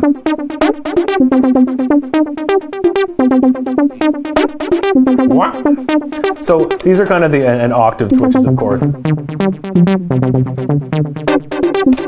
So really kind of simple stuff. Analog feel is really nice. That adds a kind of analog type of drifting to the oscillators. But really where the signal flow starts is this oscillator section. So you've got 4 oscillators, and they can each have a different kind of oscillator type on them. So PCM waves, of which there's thousands of samples in here. Virtual analog engine, which I could do 2 hours just on the virtual analog engine. I won't, I promise you. But it's got some amazingly interesting things in there. PCM sync, some super saw, classic super saw, ravey sounds, and then noise. So each of the oscillators can have a different waveform on them. And then we move over into a filter. We've also got some standard time variant filters from Roland filters, and then we've also got these modeled filters as well. So there's classic synth modeled filters in there, and moving down the line. And remember, I just want to point out that you can use your own samples, right, as oscillators here, right? Which is really neat. So if I sample something and I can put it just as one of the oscillators, mix it with the others, go into a filter, into the amplifier. And for those of you who know, this isn't actually an amplifier. It's essentially the loudness stage of things. So you've got all your envelopes down here, your ADSR, you've got your filter. So you've got some pretty in-depth kind of controls. The matrix over here is for advanced modulations. You got an EQ. And you got a mixer, which is for your level, your panning, your reverb send and all that, kind of like your aux sends. And then you've got this effect. Now, every single track has its own effect on the MC-707, as well as sends to the master effects. You have master reverb, compressor, delay, and another master effects. But inside of each track alone, it has its own effects, which are really great. So that's where this delay is coming. If I want to change this, there's 90 effects in here, guys, 90. SBF flanger chorus, this is a really nice one.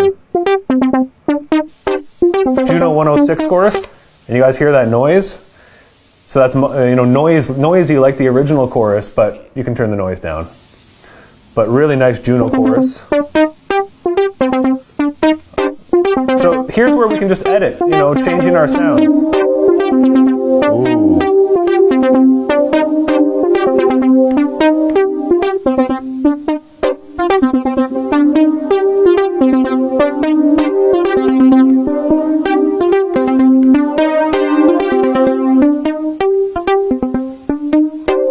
Right, so a lot can go on here, and I'm going to turn that noise off on the chorus there.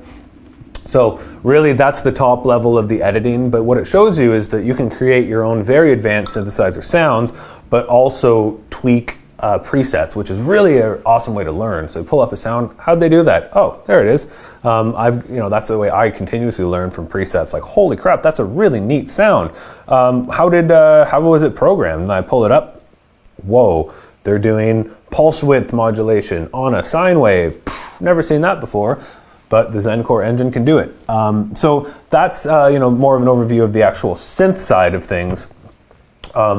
Let's zoom back out and take a quick look. And really, I would implore you guys to check out the effects. Check out some more videos online of this if you have the time, and if you get your hands on one to test out when stores are reopened, I implore you to do that as well. The effects sound absolutely stunning. Let's leave this at 4 for now. I want to take a look at organizing the clips and everything like that. One quick sec here. Hold that thought for one sec. I just wanted to talk about the knobs. I shouldn't forget about that. I did mention that these are all assignable, but really what does that mean? Let's just quickly assign a couple knobs here. I'm gonna keep on this track because that's what we're working on so far. So if I press knob assign, it's as simple as this. I just see, filter knob, mod knob, effects knob, and I can just change what it's affecting here. Octave shift is nice.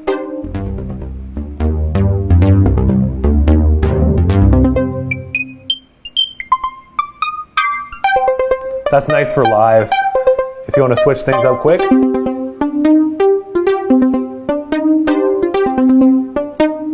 I can even have the balance of the chorus.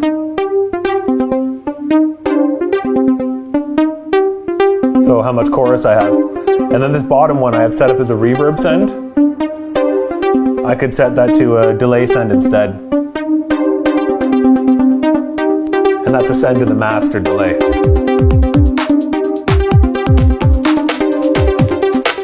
And these effects are available on every type of track. Now let's show you on a looper track really quickly. So if I go to shift and sound on my looper track, just one thing that I'd like to do on this, I noticed that there's way too much low end for what I'm using because I want to layer this with the center drum. So all I'm going to do is go to my MFX here, my effects section, and I want to go to something really simple. I could use an equalizer. I want to take out the low end, but instead of using an equalizer, I'm just going to use a high pass filter. Cool. There's a high pass filter on it, but I want to assign this knob here to control the cutoff of that filter. So I'm going to do here, and now I'm done. So now I've got a high pass filter on here, right there. Much better.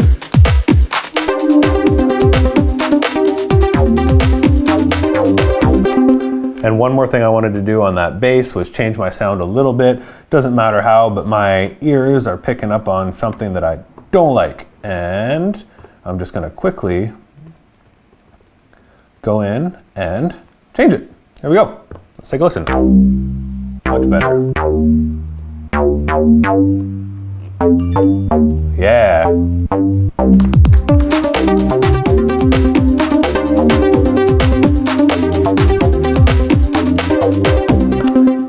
So see how quick it is to just, you hear something, you want to go in and change, very quick there. Now if I zoom back out to to my arrangement here, I'm going to probably scrap this and move back over to the project that we started with just to show you a couple of the features regarding organizing. And then I'll probably take a minute to go, oh no, I forgot about this and this and this and this and this, and maybe run over some extra features. But to tie together the whole project and navigation of different patterns, I want to take another look at the screen. So what I'm going to do is just press project, and I'm going to go to load, and I'm going to pull up the project that I had started with, and it's telling me, you didn't write what you did, do you want to write it? And I'm going to say, don't write it. So all the work we just did is gone, but that's okay because making the music is more than half the fun. So here we go. This is the project that we started with.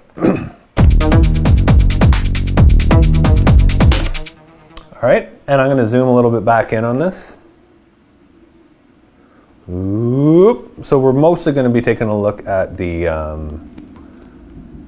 screen again, just because I want to talk about these clips and what they do. So in the project I just deleted, we we had made 1 clip per track, right? And this is not very in-depth even, this project. Look, most of it's empty. Most tracks only have one to 3 clips on them. Most actually only have 1 clip on them. Now, what I want to show you is a feature that we have called scenes. So you're able to, sorry, I'm going to be zooming a bunch, I think, in and out for this.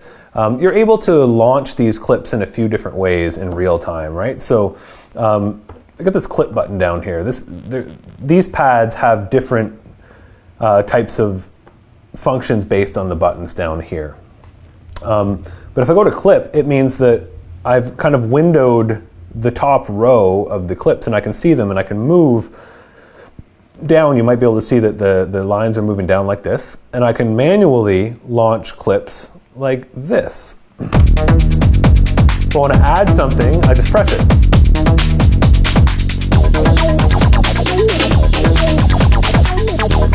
I've got mutes, I can stop clips. Right, so a lot of hands-on control, but it's sometimes it's a bit tough to launch a group of clips all at the same time, say if you want to create a section. But what we have for that is this ability to make what we call scenes. Now there's 4 scene buttons and 2 layers, so you have 8 scenes. Shift plus the scene button will move to the second layer for 5, 6, 7, 8.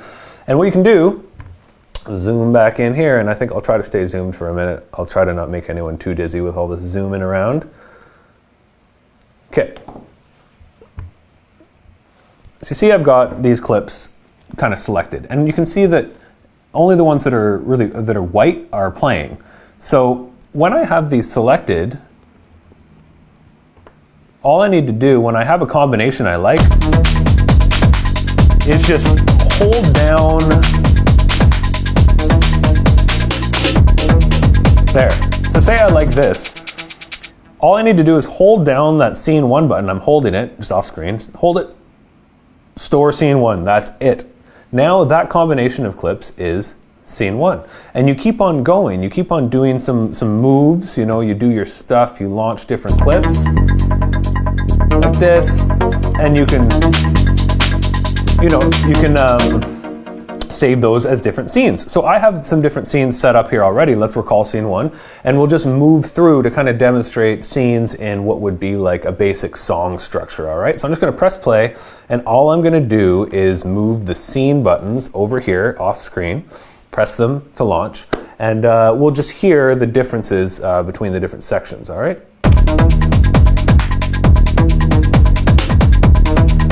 So I'm gonna press scene 2. See, I've added in some stuff, took away some stuff. Scene 3.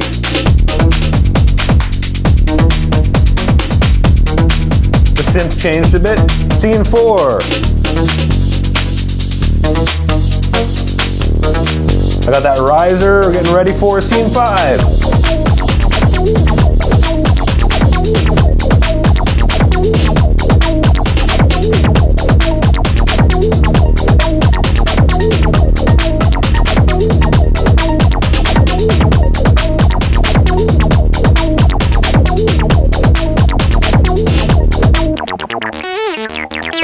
Right, so that's a great way. I just realized this whole time I haven't used this little box down in the corner the whole time, but that's okay. I think everything's probably coming across clear enough to everybody, and you don't need to see my mug too much more than you already have. Anyways, I can also do this. This one's fun too. Ah well, all good. Great, so organizing scenes like that is just a great way to get different kind of movements going on. There's a lot more advanced types of movements you can do with clips as well. Some cool things you can do is called clip chaining. So what you can do is go into your clip settings, and I can say after this clip plays 16 bars, or 16 steps, sorry, you're gonna go directly to clip 5, and you can have things moving around by themselves to create song structures and things like that, or longer sections, what have you. Again, it's up to you, however you wanna use this. I'd like to talk briefly about the scatter section. So I'm getting towards kind of wrapping up. I mean, as you can tell, we could just keep going and going and going. We've just barely started to scratch the surface, but you know, there's a bunch of really cool features, a lot of which have been added to this quite recently, you know, and one is the different kind of the different kind of pad sections here, pad type of interaction. So say on this sound here, see your chromatic keyboard. If you don't want a chromatic keyboard, check this out. I go shift and note and I can choose a scale. Tons of different types of scales, so anything from basic major minor to pentatonics to some stranger stuff. Let's take a look at Gypsy minor.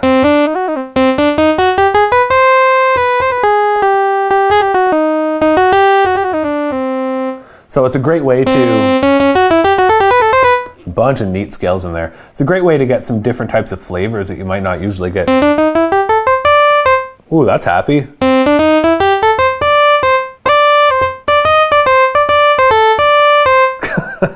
Yeah, there we go. You know, so, and that's great because you can also build chords with this too. Like if this was a monophonic, if this is a polyphonic sound, and it can be, if the click of a button, boom.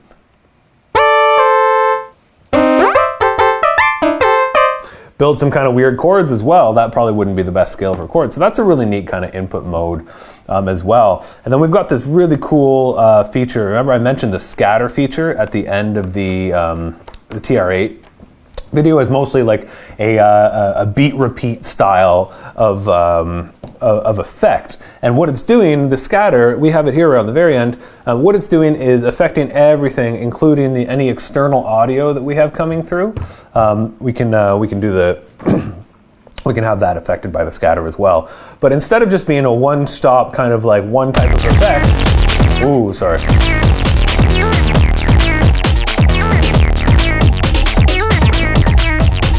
Hear that? That's what we expect, that kind of like beat, repeat, stutter kind of thing. That's what scatter has traditionally mostly been like in Roland products. However, we opened up the scatter engine in the MC series big time. It's scary deep, so I won't go too deep, but you see these pads are different colors. Every one of these 16 pads can hold a completely different scatter setting. And if I take a little bit of a look at the scatter settings, there's settings to reverse the sample, setting to re-trigger it, like settings to pitch it, panning, effect sends, amplitude envelopes, and even the granularity, all the or which grain it's grabbing out of the sample, not the sample, my bad, of the audio streaming through it to the output. So let's just take a listen to some of the presets on here for the scatter. So that's a delay effect. I got some, ooh, pitch it. That's cool.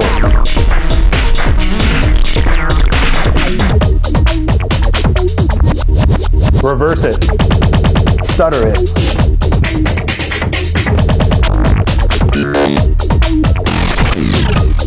Woo!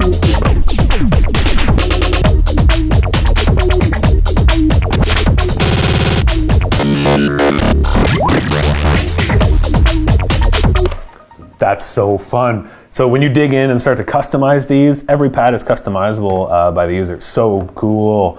And then of course there's master effects on the output as well. And right now we've probably got our default kind of filter on here. These can be any of the MFX that we've seen on the tracks. But when you start to get into you know, rocking the effects with the scatter at the same time, you get some pretty cool stuff.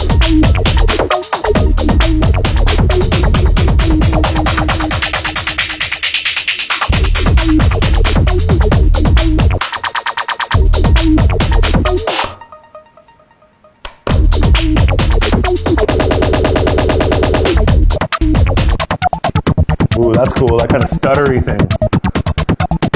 Mix that with the high pass filter.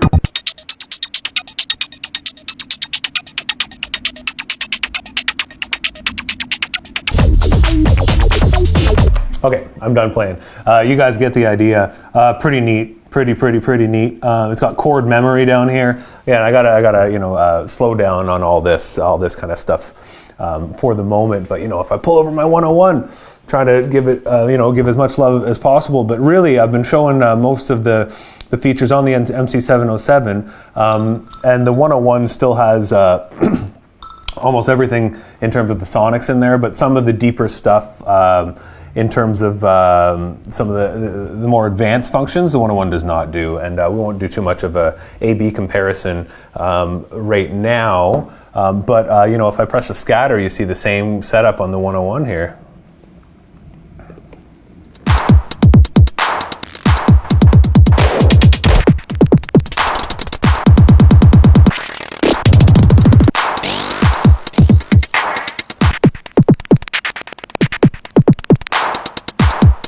Master effects. Really hands-on. Cool. So one thing that all kind of production stations, or any kind of home base like master centerpiece that the MC-707 it can be for you, everything like that needs to integrate with external gear, of course. So on the 707, you're fully MIDI capable both in and out, right? So something like every single track can send and receive MIDI. So say this track here. Let me turn down my 101 off screen. Cool. So let's just have this sound going. All right. And what I'm going to do is I'm going to introduce another synthesizer. Yes. This is the JU06A Boutique, and I just want to quickly get this running. I'm going to unplug my MC101. Whoops. Zoom out a little bit here. See how I can get this going.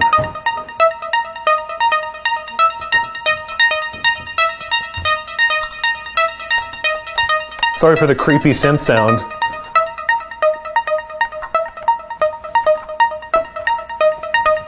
Guess I could just press stop. I like it though. All right, that's looking pretty good. So this is running right now. Let me get the audio going from the JU06A into the external input of the 707. Just a quick look here. External in, left and right. All right, I want this to be mono.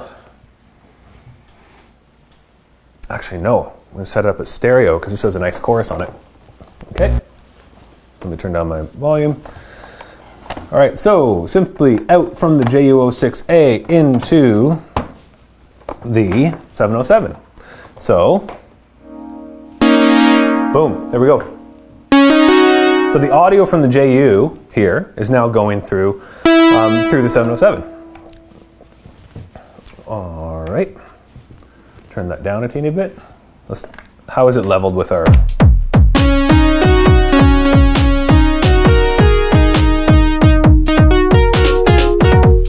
Awesome. So this is going in audio-wise. So I can sample it. I'll do some sampling in just a sec. Oh, good question I just got. I should cover this while I see it. So the question is, is what I was about to cover. So Dylan asks, can you assign a track to control an external synth via MIDI and set the MIDI channel per track? Yes, I'm going to do that right now. Stephen asks, is there a software-based editor for either the 101 or 707? There is not currently a software editor for the 101 or the 707. And Douglas Carmichael asks, how are the outputs from the USB driver presented to the OS? All stereo, all mono? Stereo, my friend, because those effects are in stereo. So you will see stereo pairs show up for each of the 8 channels on the MC-707. It's pretty awesome. All right, great. Now let's get into the question about the MIDI. Let's do it. So we're going to talk about the MC controlling external gear first, and then we can also swap back and do the other. So I will need a MIDI cable. Oh, I already have both my ports tapped. Now let me see, where's this one going? To the 101. Perfect. So MIDI out from the 707 into the JU06. And the question was posed very specifically and well, asked, can I control external audio, external instruments, and designate the MIDI channel? Yes, absolutely you can. So right now, what I'm going to do, if I take a look at my JU06A, and we'll just say, okay, it's on channel 1 here, but maybe say it was on channel 6. Let's just say that, and I wanted to leave this on channel 6. Okay. So right now, I can designate any of these tracks to any specific MIDI channel. And I do that in my system settings. I just go to my utility and I go to this tab. We don't need to get too deep into it, but essentially all you need to know is yes, you can have any of these tracks send any MIDI channel. Right now, they're set up 1, 2, 3, 4, 5, 6, 7, 8 consecutively. But here's what we know. We know that I want to use this sequence. Whoa, give me 1 sec here. Just need to clear out the sequence on the JU06A. I don't want to use this sequencer. So here we go. I want to use this sequence. And this is on channel 3. Because it's on track 3. So, but the question being, can I change it on here? So let's do it that way. So yes, all I need to do is say, you know what? Track channel 3 here, or track 3 is going to be sending to, what do we want? We want channel 6. So I do that, now channel 6. So this is now ready to send and receive on channel 6. There's one more step though. In my project settings, I just need to tell it if I want to transmit MIDI out and out of which port, because I have MIDI out 1, out 2. So you can turn that on and off for sync and transmission, which is really nice as well. So let's say, what am I in, track 1? I mean, number 1, number 2. What are we in? This should be number 2. So I'm going to go out 2, transmit. Now we're hearing this bad boy.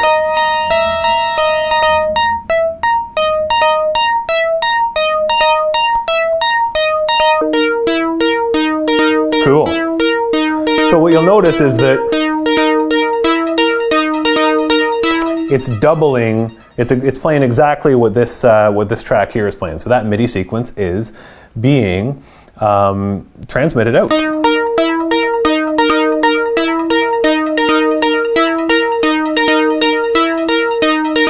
And you might see there's a bit of an interesting kind of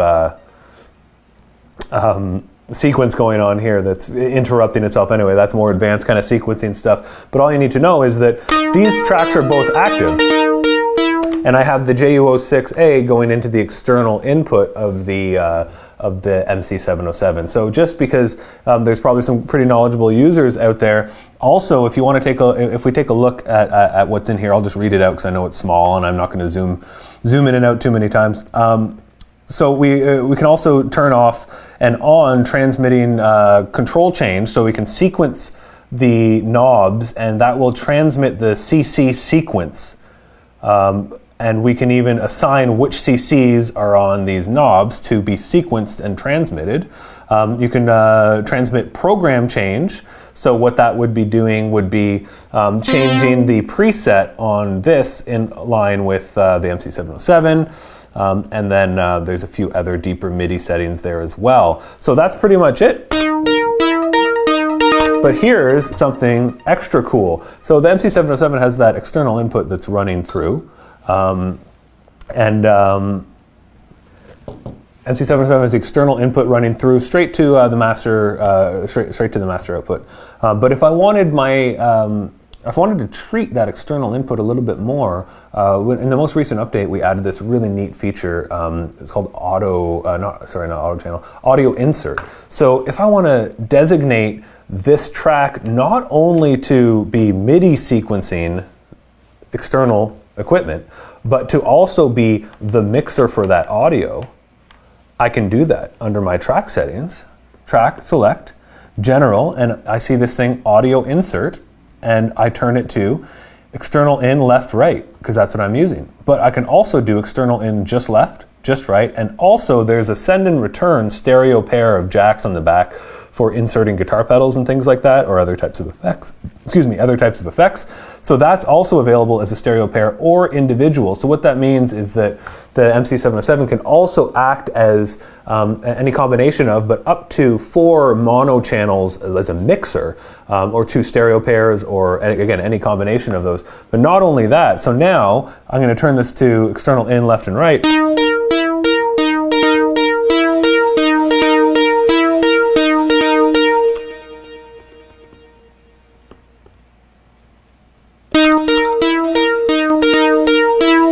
Check this out.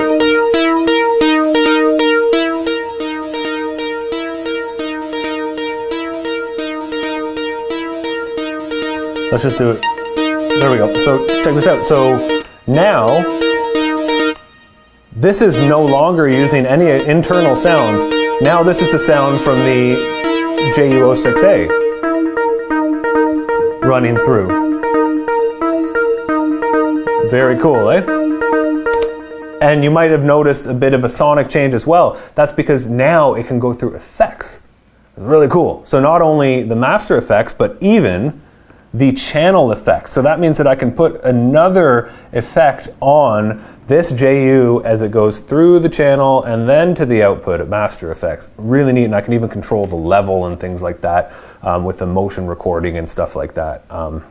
Right, so now that this is going, you can hear that reverb, right? Maybe it's a little too subtle for online, but there's some more reverb for you.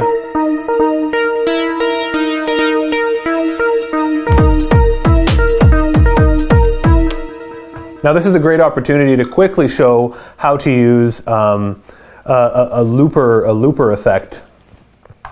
Not a looper effect, sorry, a looper track with external audio. So let's quickly record a looper as well. Now that we're here, might as well. So track 8, if I press looper, make it a looper track. What I want to do is just make sure that I set my input settings so I know where I want to record from. I want to record from the external input. And I want to record, let's say, 4 measures, okay? So all I need to do is when I arm this to record this looper track, it's saying it's gonna record. When I press play, it's gonna start to record the incoming audio 4 bars. Check this out.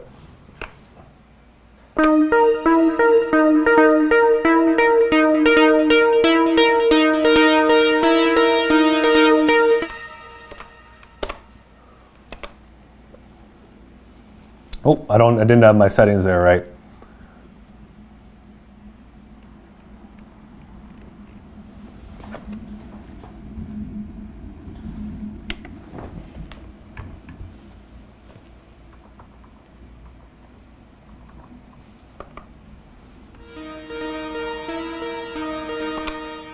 Sorry, ladies and gentlemen, I turned down my external in volume because I have my track thing going on.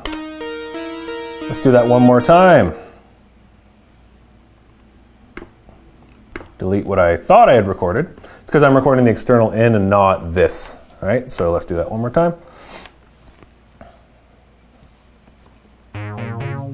Just checking my levels. All right, arm it to record one more time, here we go. And it's recording the dry input, not with the effects here. I could record from the track now, as a matter of fact. All right, so now if I turn off the JU all the way, hear that, we've got the recording as a loop. And I can, from there, do things like reverse it and affect it.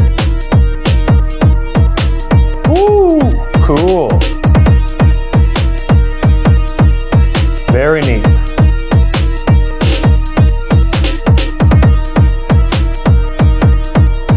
Okay, I'm having too much fun. Let's rein it in, rein it in. All right, so this is being MIDI sequenced. I'm going to go back to my back to the setup that I had before.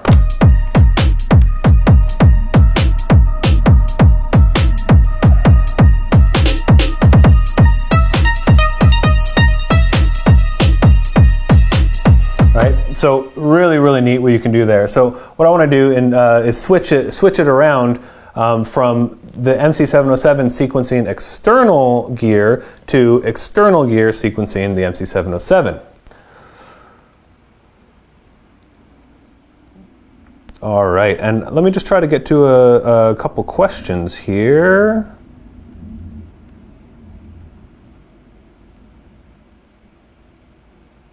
Okay, great questions. Mark asks, sorry guys, here I am, I'm still here.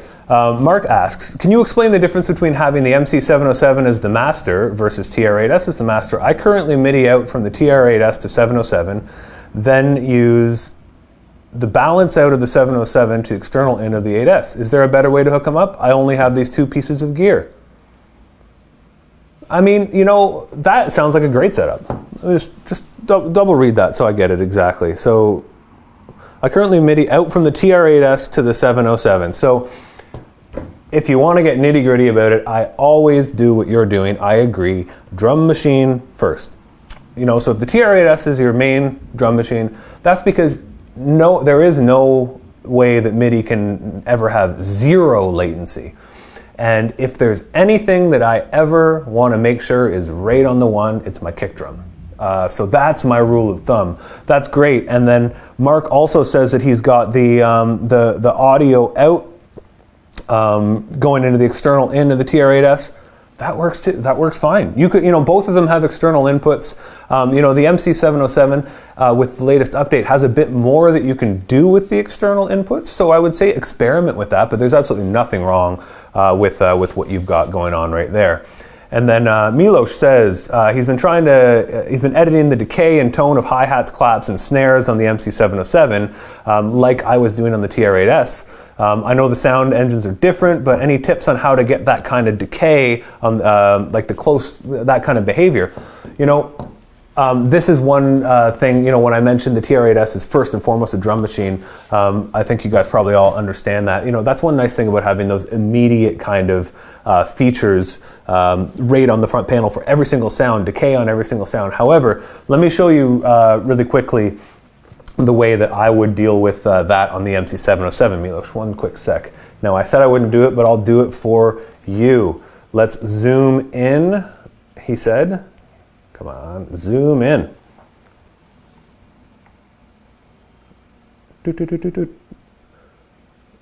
Okay, so off screen here, down here, I'm going to have my drum sounds, all right?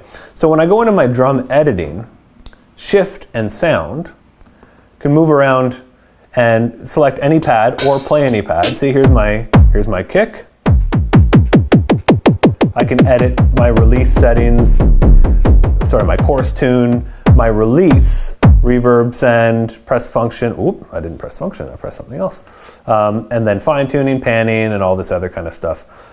Milos, one thing that you should always play around with if you want to really play with envelopes is check sustain versus no sustain. I won't go into too much detail because this is getting really in depth, but sustain versus no sustain has some pretty big impacts on how the envelopes work. But let's zoom back out for a sec and we'll take a look at this release. So on the very top, here's a good sound, hi-hat for example. On the very top, we've got top menu, sorry, this is the higher up menu. We've got this release setting. And as you can see, as I play that and edit that, I can really tighten up the hi-hats however I want, like that. Now, if you're wanting to do this on the knobs, it becomes a little bit more difficult because there's only 3 knobs and you have 16 drum parts. So there's no way to say, okay, this knob is only going to be the release for this. You can set a knob to affect release or if we take a look here, decays and releases for pretty much everything. So here we go, my whole drum kit.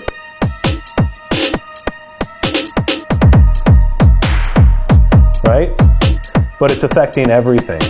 So there's a few kind of deeper settings now. If we go back into our menu here, so if I go to my kick drum, for example, I press enter, this is where we start getting into the real deep settings for each drum pad, Milos. And if I go to instrument edit, you can take a look over here and you see amp envelope. You can edit more in depth over here. The envelope for the amplifier, which is your volume. And then if you go over to pad edit, you've got these control things, so control offset. So what you see here, now this might be the trick for you, my man. If you want, so I've used my knob over here. I've got a control knob, changing the release. But if I see here, what I've done is I'm only on my kick drum right now. So kick drum, pad edit, go over to control and go down to TVA release time offset. It essentially adds more release or removes release from specific parts, which means that they'll be less affected by the master knob. That's pretty specific. That's a bit of a workaround so that it won't work 100% in either direction. You can't just omit a pad from being affected by it, but what you can do is you can use that release offset to make, say, your kick drum less affected. So hopefully that works for you. That's a really good question. My man's been digging deep, and there's a lot of really interesting things to be found in the drum section. Some pretty neat stuff. You can load in samples and tons of effects. It's a blast. Maybe we'll do advanced MC-707 at sometime soon. Maybe we'll do that on the MC-707 101 Facebook page, or we'll chat. We'll all keep in touch, and we'll see what's going on. So that's great. Really good questions. I'm stoked that people are enjoying their 707s and really getting inquisitive as to how to get out what they need from it. So let's zoom back out metaphorically and visually, and let's do what we were planning on doing with the MIDI stuff. So right now we know that we've got some MIDI sequencing going.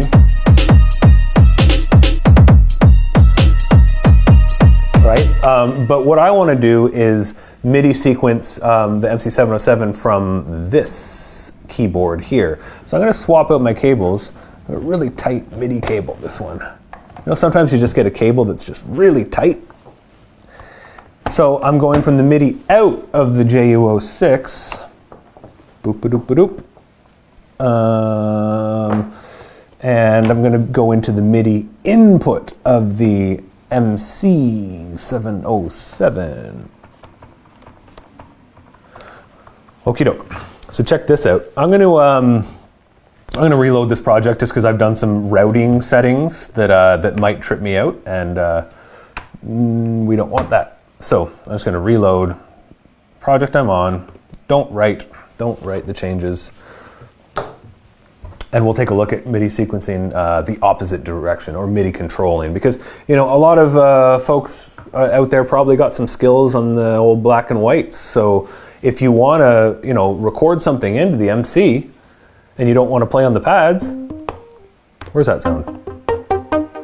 Nice.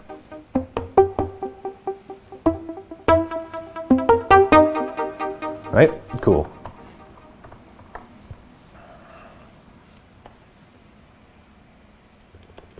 You can play with an external in. Sorry, I just spaced out there thinking about this setup. So remember, in our main screen, we can our system settings, we can set a different MIDI channel for each of these.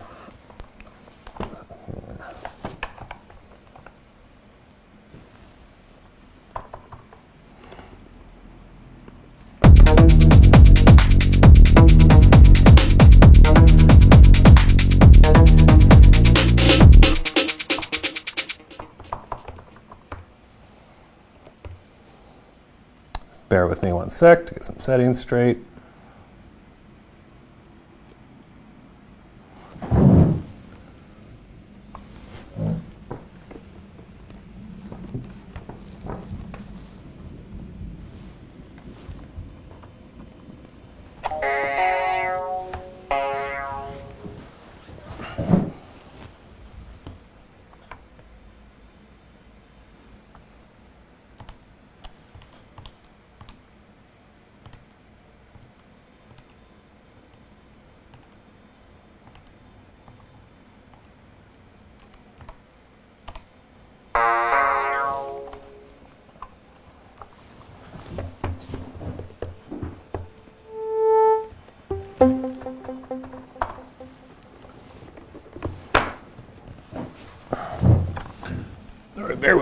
one sec here, guys.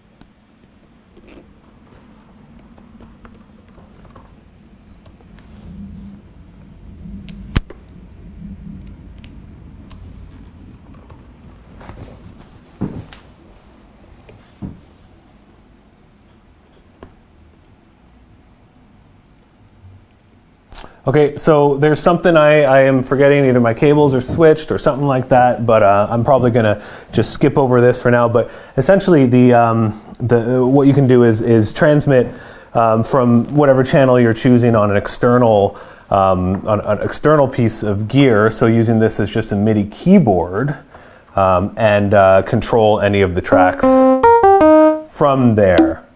Oh, there we go. So yeah, so I'm having an issue with my MIDI connection, as you see.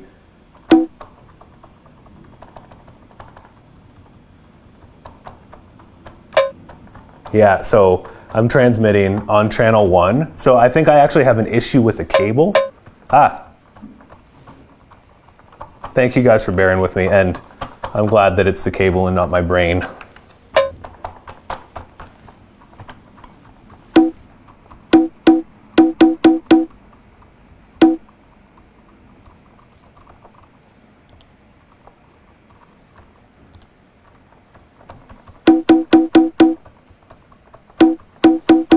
So yeah, I should not toil away at this for too much longer because I think I have a broken MIDI cable. But you can hear it. Here we go. There you go, channel 2.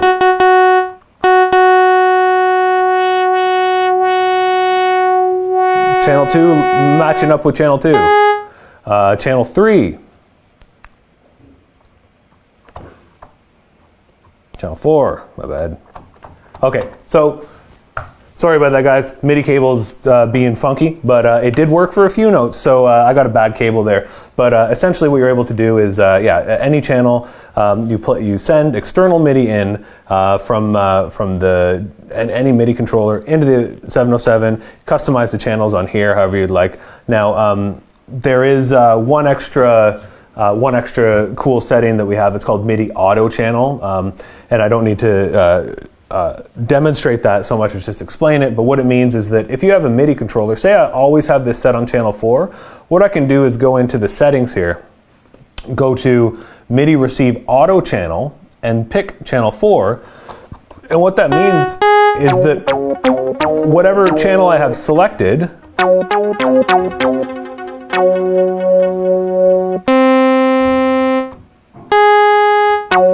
it will play that channel. See? And that's a really great way to no fussing around, just to go, I want to record onto here. Here. Ooh. Cool. So, let's see what time it is. Woo. It's 5:30. I haven't even checked how many people are still on.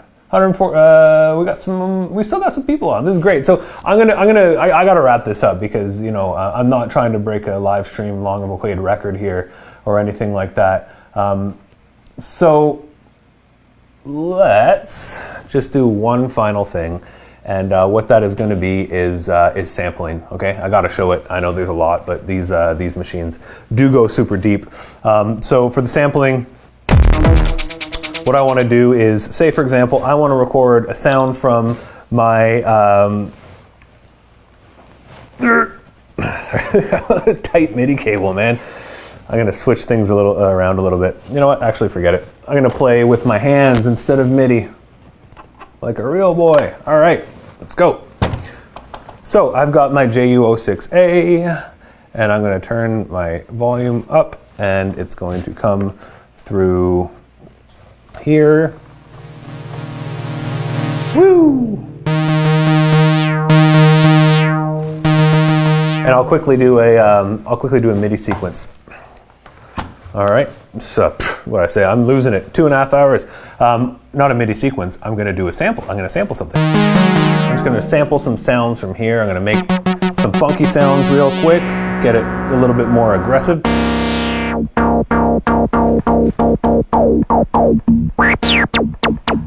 Some percussive sounds. All right, so on the MC-707, we can sample in real time. Check this out.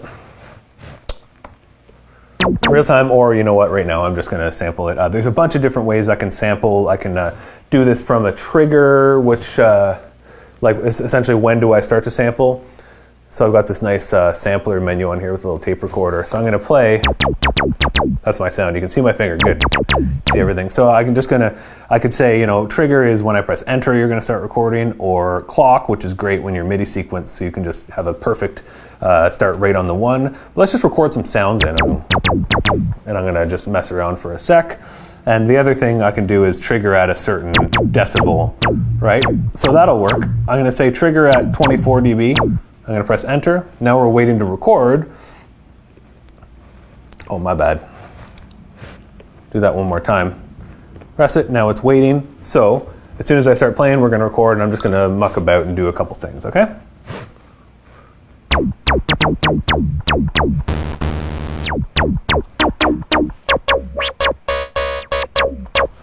Made a bunch of cool sounds.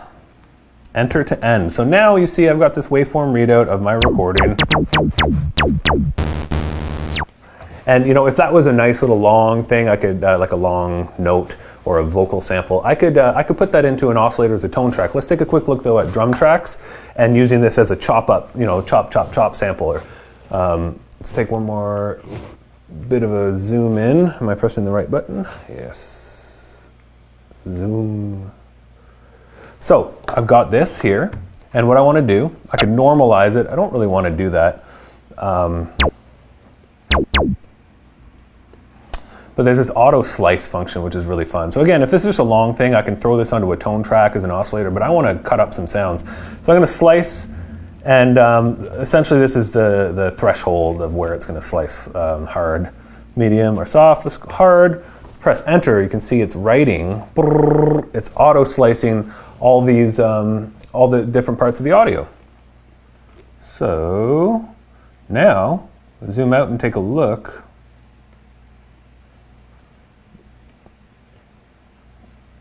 Oh, one sec here. Sorry, we're slicing now. Again, my bad. Now, here we go. So you see, as I move through, it's automatically sliced all of these. All these funky sounds that I made. So I want to throw those sounds on onto a drum track.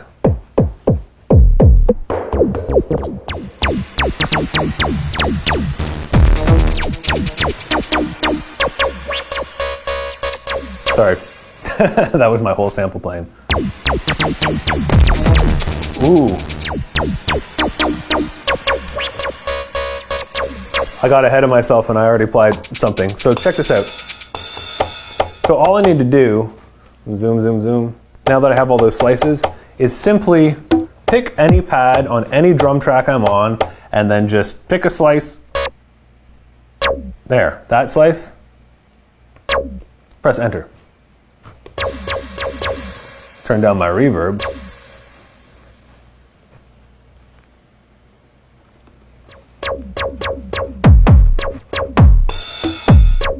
Now it's on there. If for whatever reason I wanted to put this onto a tone track, I could choose a sound as well. Let me choose something that might be a little, I mean, none of them are melodious, but I'll load that onto a tone track.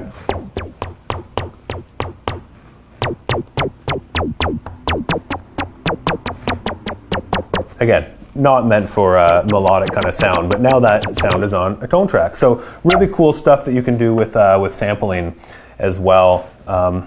You know what? I think that you know, just kind of draw it together, and then we'll probably shut her down in just a sec.